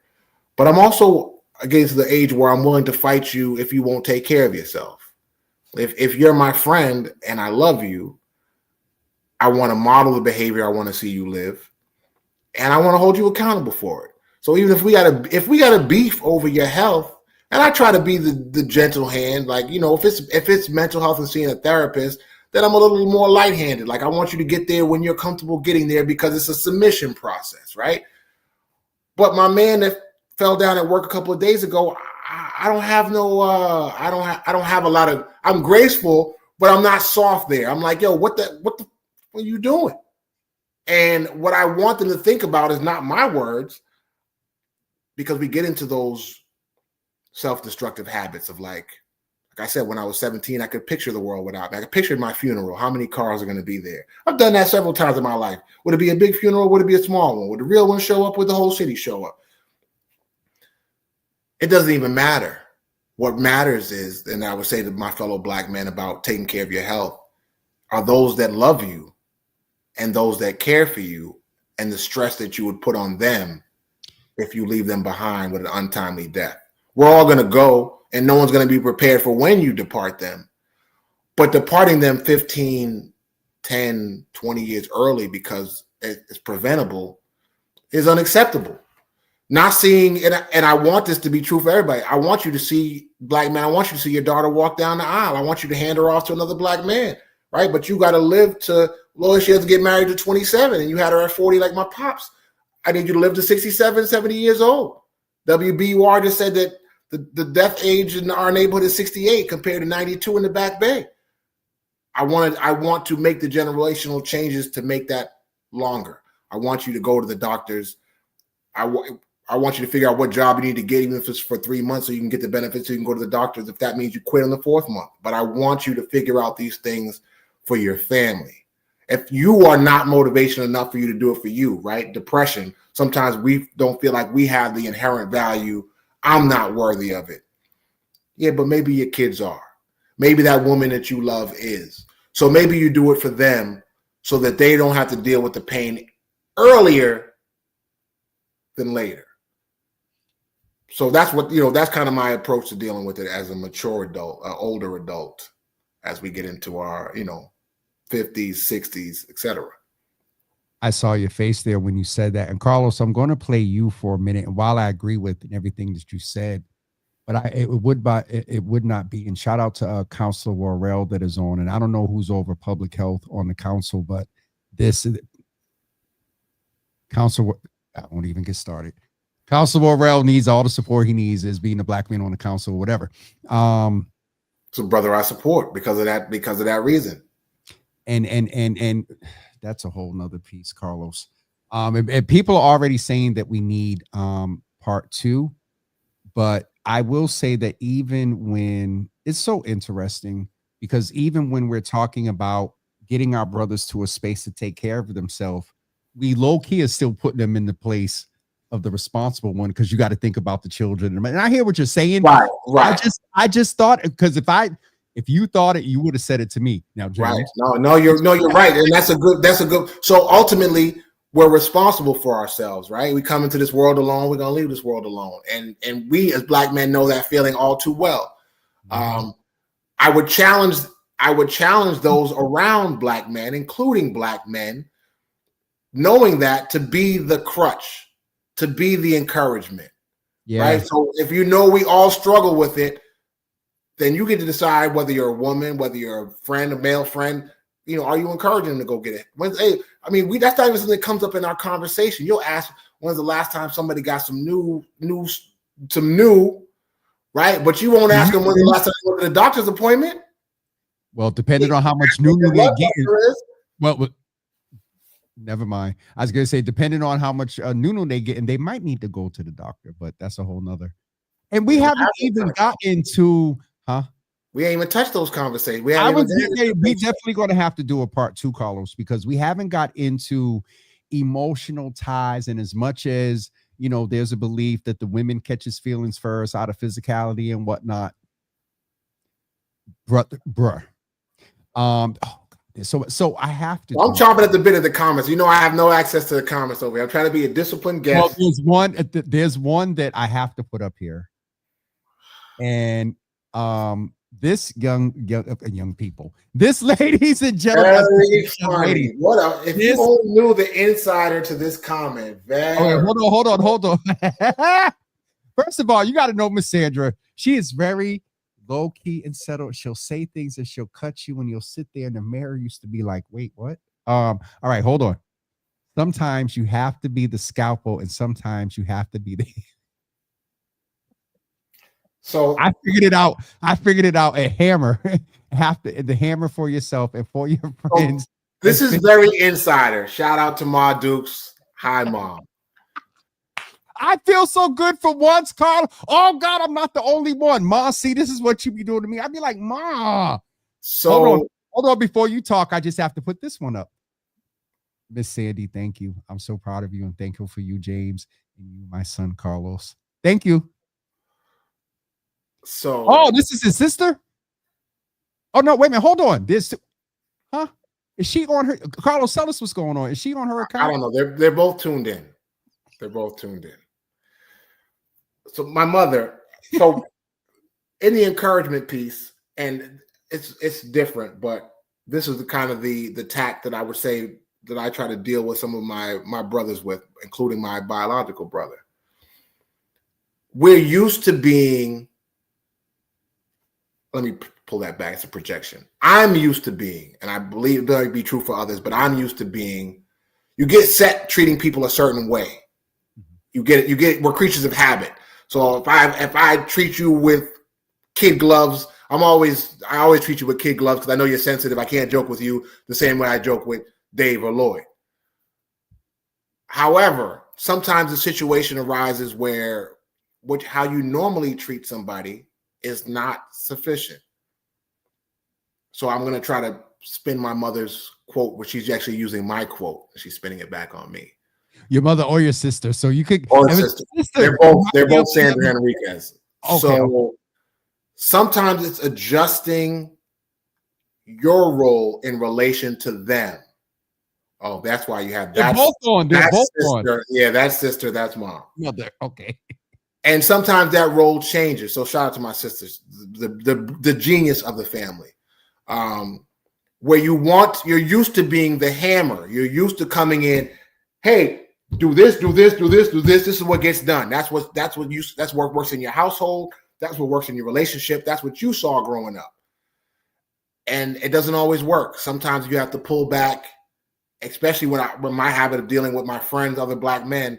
Sometimes you have to be a little more surgical. Sometimes you have to be the scalpel. Sometimes the hammer is not going to get the best response. Sometimes you need a delicate, and that's the grace we're talking about. Sometimes you need a delicate incision to just remove the problem. The hammer is just going to cause a whole bunch of shit to swell up and crash out. Sometimes the scalpel is required. And sometimes it's the reverse. Sometimes you've been too careful with somebody. You've been treating them with kid gloves, and they need the consequence of the hammer to come and say, listen, you haven't been to the doctors in 10 years. You keep playing with, and I say this to some of my friends, they hate when I say it. You don't want me, the sarcastic guy, reading your eulogy at your funeral. Because as dark as it is, as grim as it is, it could be the reality. Because I am emotionally intelligent. I am kind of a jerk. I am kind of an asshole, and I am kind of funny. So I am going to take, if I am charged with those responsibilities, if some of my friends pass before me and I am giving their eulogies, I might be a little tongue in cheek. And if you want to avoid that, then I simply challenge you to outlive me. Get on your bike, drink your water, go to the doctor. Let's be fighting about this at 92 rather than the young heads that we mentor talking about us when we pass at 68. I don't want to pass at 68. I don't. I don't want to pass at 55 and or 60. I have to, Mother's clarified for you. It's Elena's quote. Yeah. Sometimes, Carlos, sometimes you have to use the hammer alone. Sometimes you have to use the scalpel alone. And sometimes you have to take the scalpel and then take the hammer and tap the scalpel and cut it. Yeah, I mean, but how you're approaching what you're describing is individual methods. Sometimes you got to wave the hammer and be like, I'm gonna hit you with this, and then just quickly cut this. You know what I'm saying? Right. Sometimes it's a warning, sometimes it's a choose your poison, but it's an individual approach. It's an encouragement to be flexible with the Black men that you love, because we need that flexibility, we need that grace, we need gentleness at times. Even though we've had models of it in our life, it's not our norm. I would go as far as to say it's not how we talk to ourselves, right? I would take everybody out of society, abusive mothers, because there's a segment of men, and I'm not judging us, that push a lot of this off on the women. Well, women make you want to spend, they demand you spend $500 on a date, and they don't make room for our feelings. And I'm not saying that these are any people that already commented. I'm just saying there's a segment out here that believe this. Or women are abusive, and a mother can be abusive and poison that son. These are all possible. These all are true at times for different individuals. But at some point, we have to be responsible for ourselves. So at some point, you're going to have to decide, even with those factors outside, like I know from my own conversation with myself and my friends, that it's the inner voice that we hear that really torments us. And that inner voice might be your voice. It might be your mother's voice. It might be your father's voice. It might be, you might attribute it to God. Whoever you attribute that voice to, from my experience, more often than not, that voice is telling me negative things rather than positive things. And my internal battle with myself, with the scalpel or the hammer, is to make sure I'm showing myself grace. And when I catch myself saying something negative to myself, asking myself why, and then challenging myself to give myself something positive to balance it out, right? So I say that to say that it always starts as an internal battle, and then it shows up, it manifests outward going from there in any aspect with the things we're talking about and dealing with. Thoughts and feelings, they all start internally and they work their way out. And we're walking away tonight with acknowledgement that often some of those thoughts and feelings aren't always positive, aren't always healthy, aren't always productive. And we need to be able, it helps us to try to find different type of outlets to talk, to exercise while drinking our water, trying to eat healthy, and giving ourselves grace when these thoughts and emotions either make us feel some sort of way, or in the moment we don't know how to handle them. And then sometimes we run and hide from them to isolate, and we never got on the other side of isolation. Sometimes we can get lost in the crowd too. Sometimes we run to a crowd and socialize for distraction. So, I mean, it's still, isolation, like again, that all that stuff becomes an internal process. It's all internal. And so that's the thing I think that we can end with, Carlos, that this is for you, black man. This is you, the value that you are, first of all, to yourself, then to those that are around you.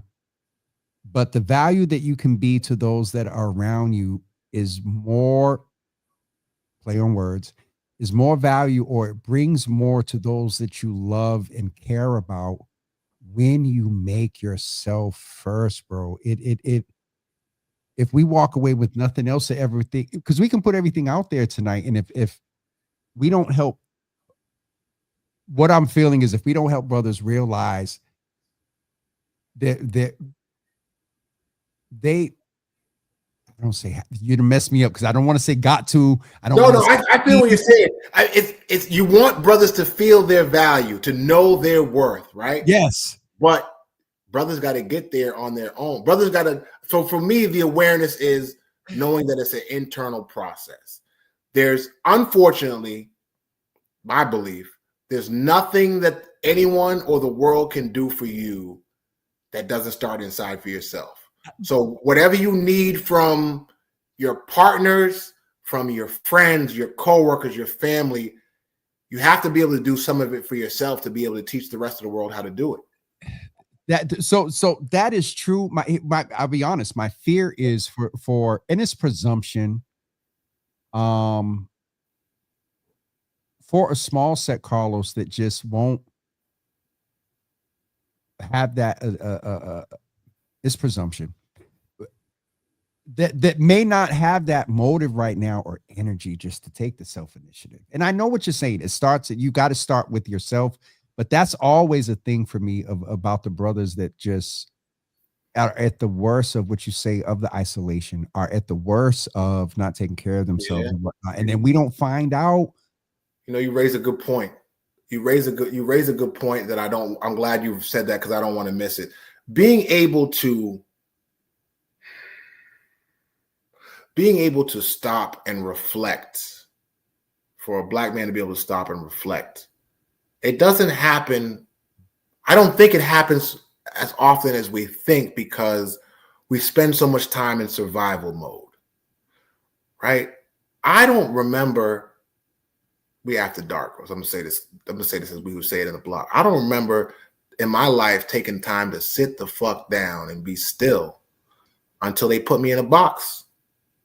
Until they locked me in that cell, I could always find something for my mind to get busy with externally. It wasn't until I had to spend 21 hours in a small ass room reading and just with your thoughts, that you can't escape your thoughts, that you then have to face them. But I say that obviously that experience wasn't a luxury. But I don't want to say it like, I don't want to sound like kumbaya, like every black man could just, his life is so smooth, he can just sit back and reflect this evening while staring at the stars. Like, no, some are having to get to it. Some are on their third job. Some are have no job. Some are dealing with an addiction. Some are dealing with mental health issues that can't even get to that moment of clarity. So I hope that people understand that it's so hard to even get to that moment, that maybe we're helping people get to that moment of clarity. That the first step is just being able to be aware that you might have negative self-talk. And that the first question might be able to be still enough to recognize that and to ask yourself where it's coming from. And that might be all the enlightenment you need for the next year or two. And it might take you another 3 years to figure out whose voice that is that's saying that negative shit to you. And then it might take another year or two for you to realize that that's your voice, that you control it and feel empowered. Like this really is a journey, and it really is different for everyone. But we do have some commonalities about how we feel and how we experience and see this thing called life. And I do think as black men, there are some commonalities that we can build upon that will strengthen us as individuals, that will strengthen us as brothers, that will strengthen us as men in our communities.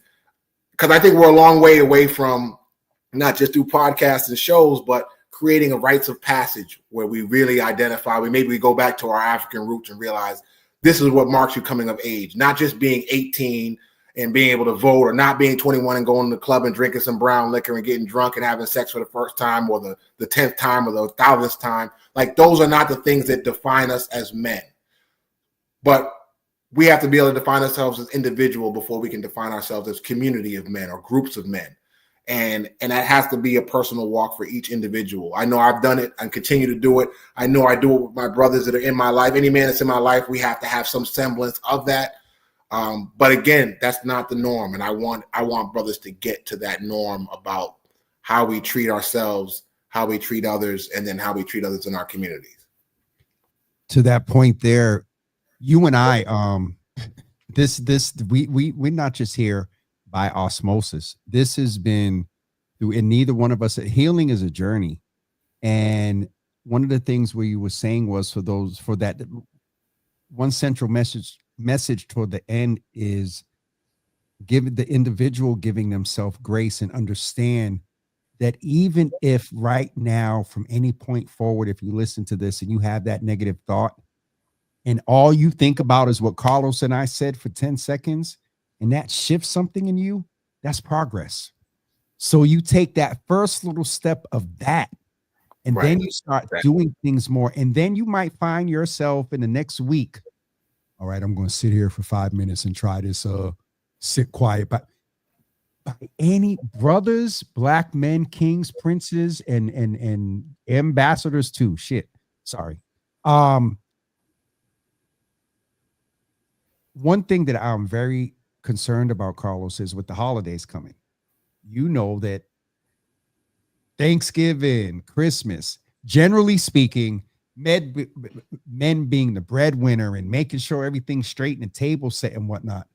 That is a lot of my concern of us getting on this road now and getting ready, you know, for the impact of stuff we see going on politically and whatnot. And by any means necessary, brothers, as Carlos said, the thing we want you to walk away with is knowing your worth and your value, even if you may not feel like that right now, but also just try to take the first step and think just a little bit different when that situation. And the truth of the matter is, Carlos, if anyone hears this, there's no way in the world that something's going to happen and something about this isn't going to click. It's just the way science works. It's just the way. I mean, that's our hope, right? That's our hope. So, right. But I mean, so even to that point, but you and I know that we're going to get off this live and the voice is going to kick in. You're going to wonder how well we did. You're going to start running analytics for your show. What was that? You're going to go, what was the impact? Yep.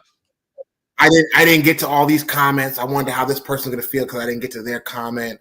Damn, we didn't do this. Damn, we gotta get another one scheduled on the books for part 2.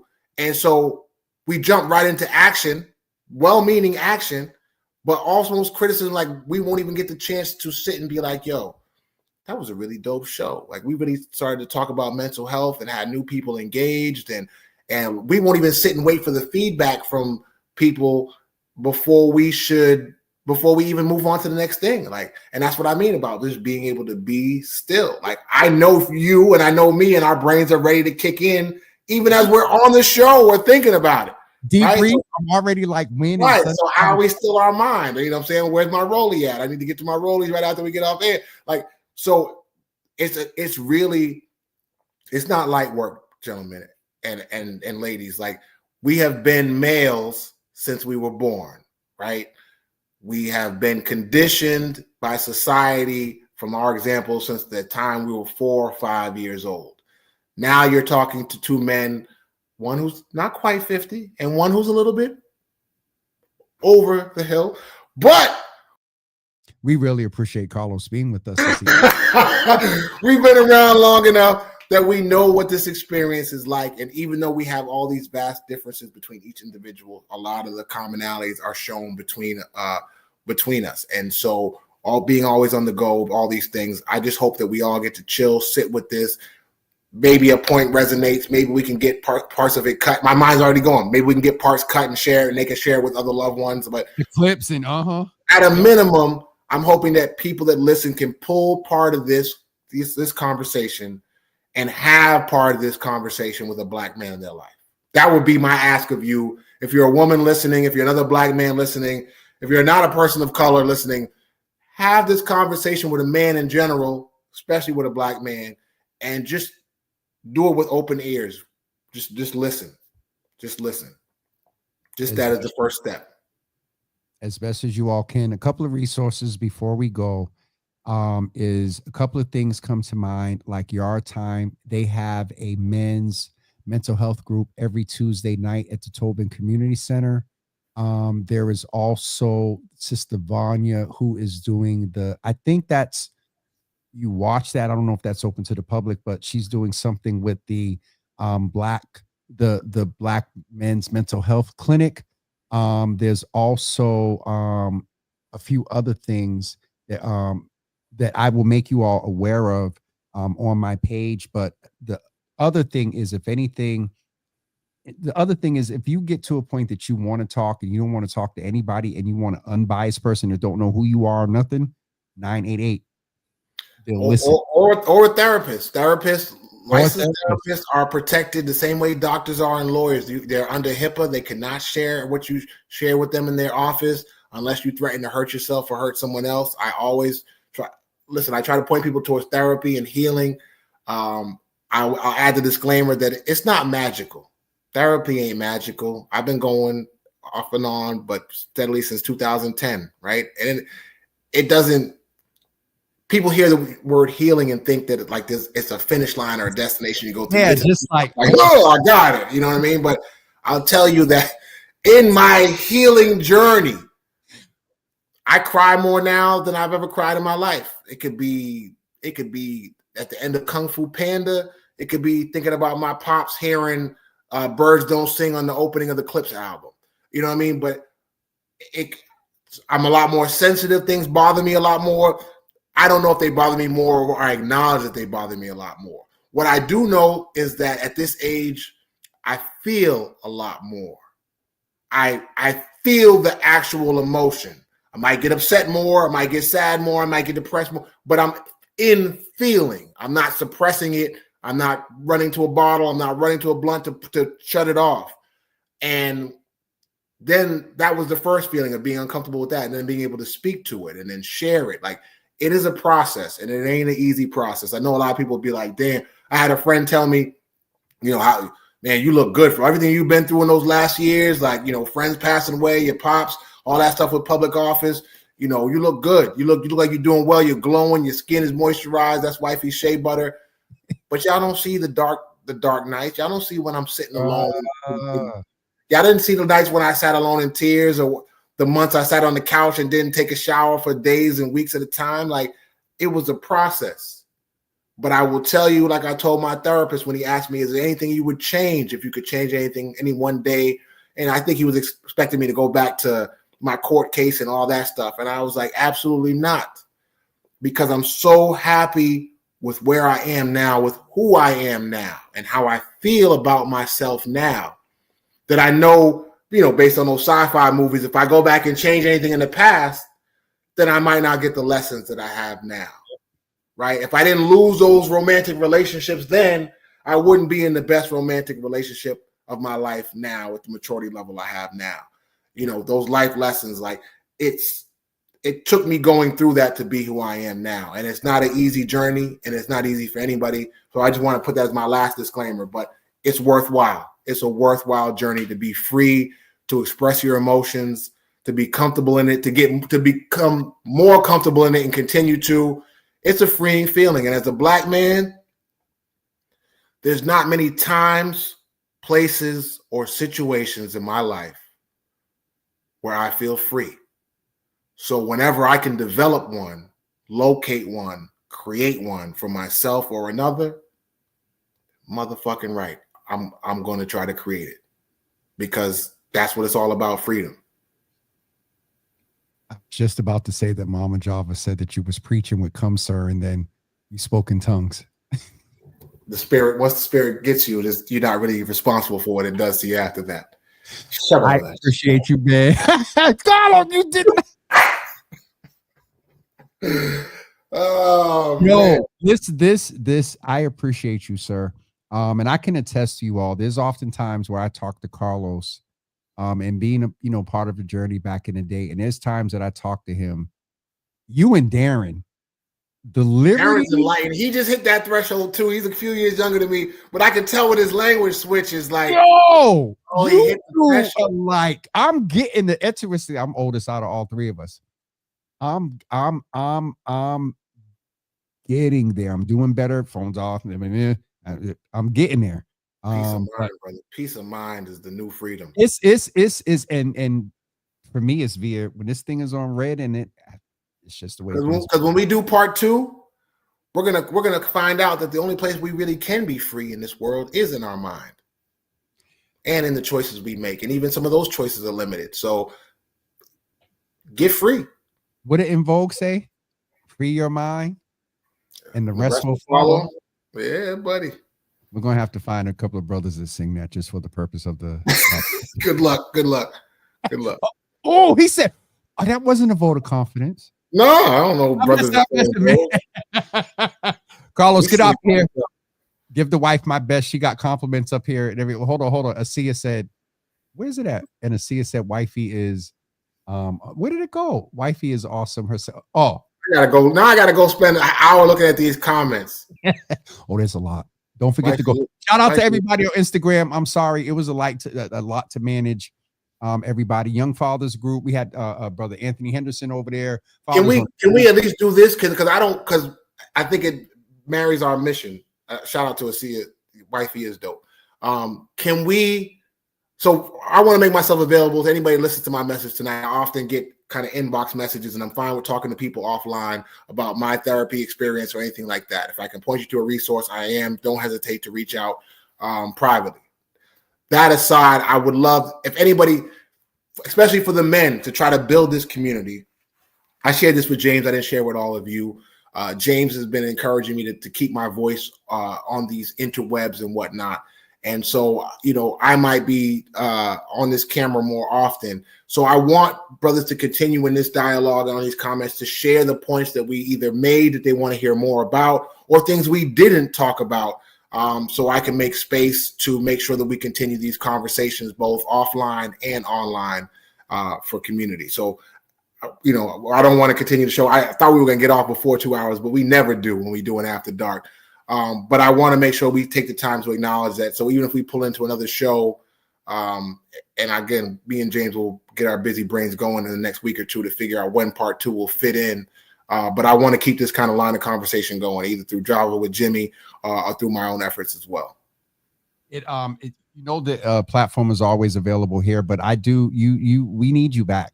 I know it was a lot in some politics and whatnot, and this, but in your own voice and whatnot, we definitely need you back in that space. I just want to put up on where folks can follow you. It's still STILLREPPIN. Yep, still on Twitter, still reppin.com. Still reppin, yep. And still reppin.com. Am I still running that website? Yeah, I still have the domain. I still have that domain. Yeah. That's probably what will still house it. But people can find me on Facebook. You can find me on Twitter. Facebook's probably the easiest. I'm under Carlos Henriquez. I don't have the app on my phone, so I don't always check the messages, but I get back to it when I get to a laptop. Introspective thought. That's an old school photo right there. It sure is. Your hair was all black.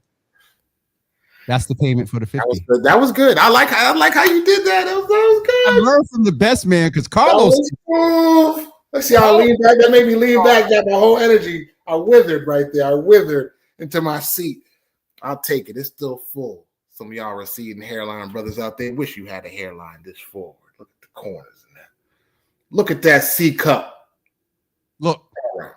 Hang time don't mean. Listen, I see you out there with your Pusha T hairstyle. At least you didn't say Ice Cube.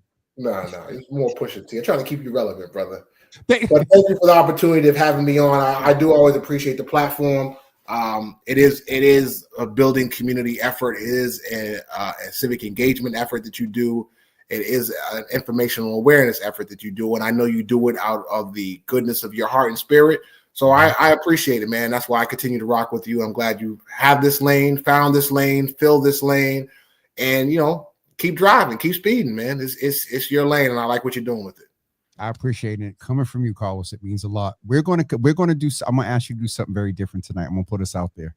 Every time I try to help you wrap up, you keep pulling. No, we're gonna wrap it good. You're gonna like this.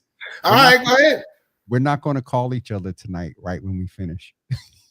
I don't believe you, but I mean, it sounds good. It sounds like, you know, black men need to do. It sounds good, but I already got my phone in my hand, so all right, we'll see y'all. We'll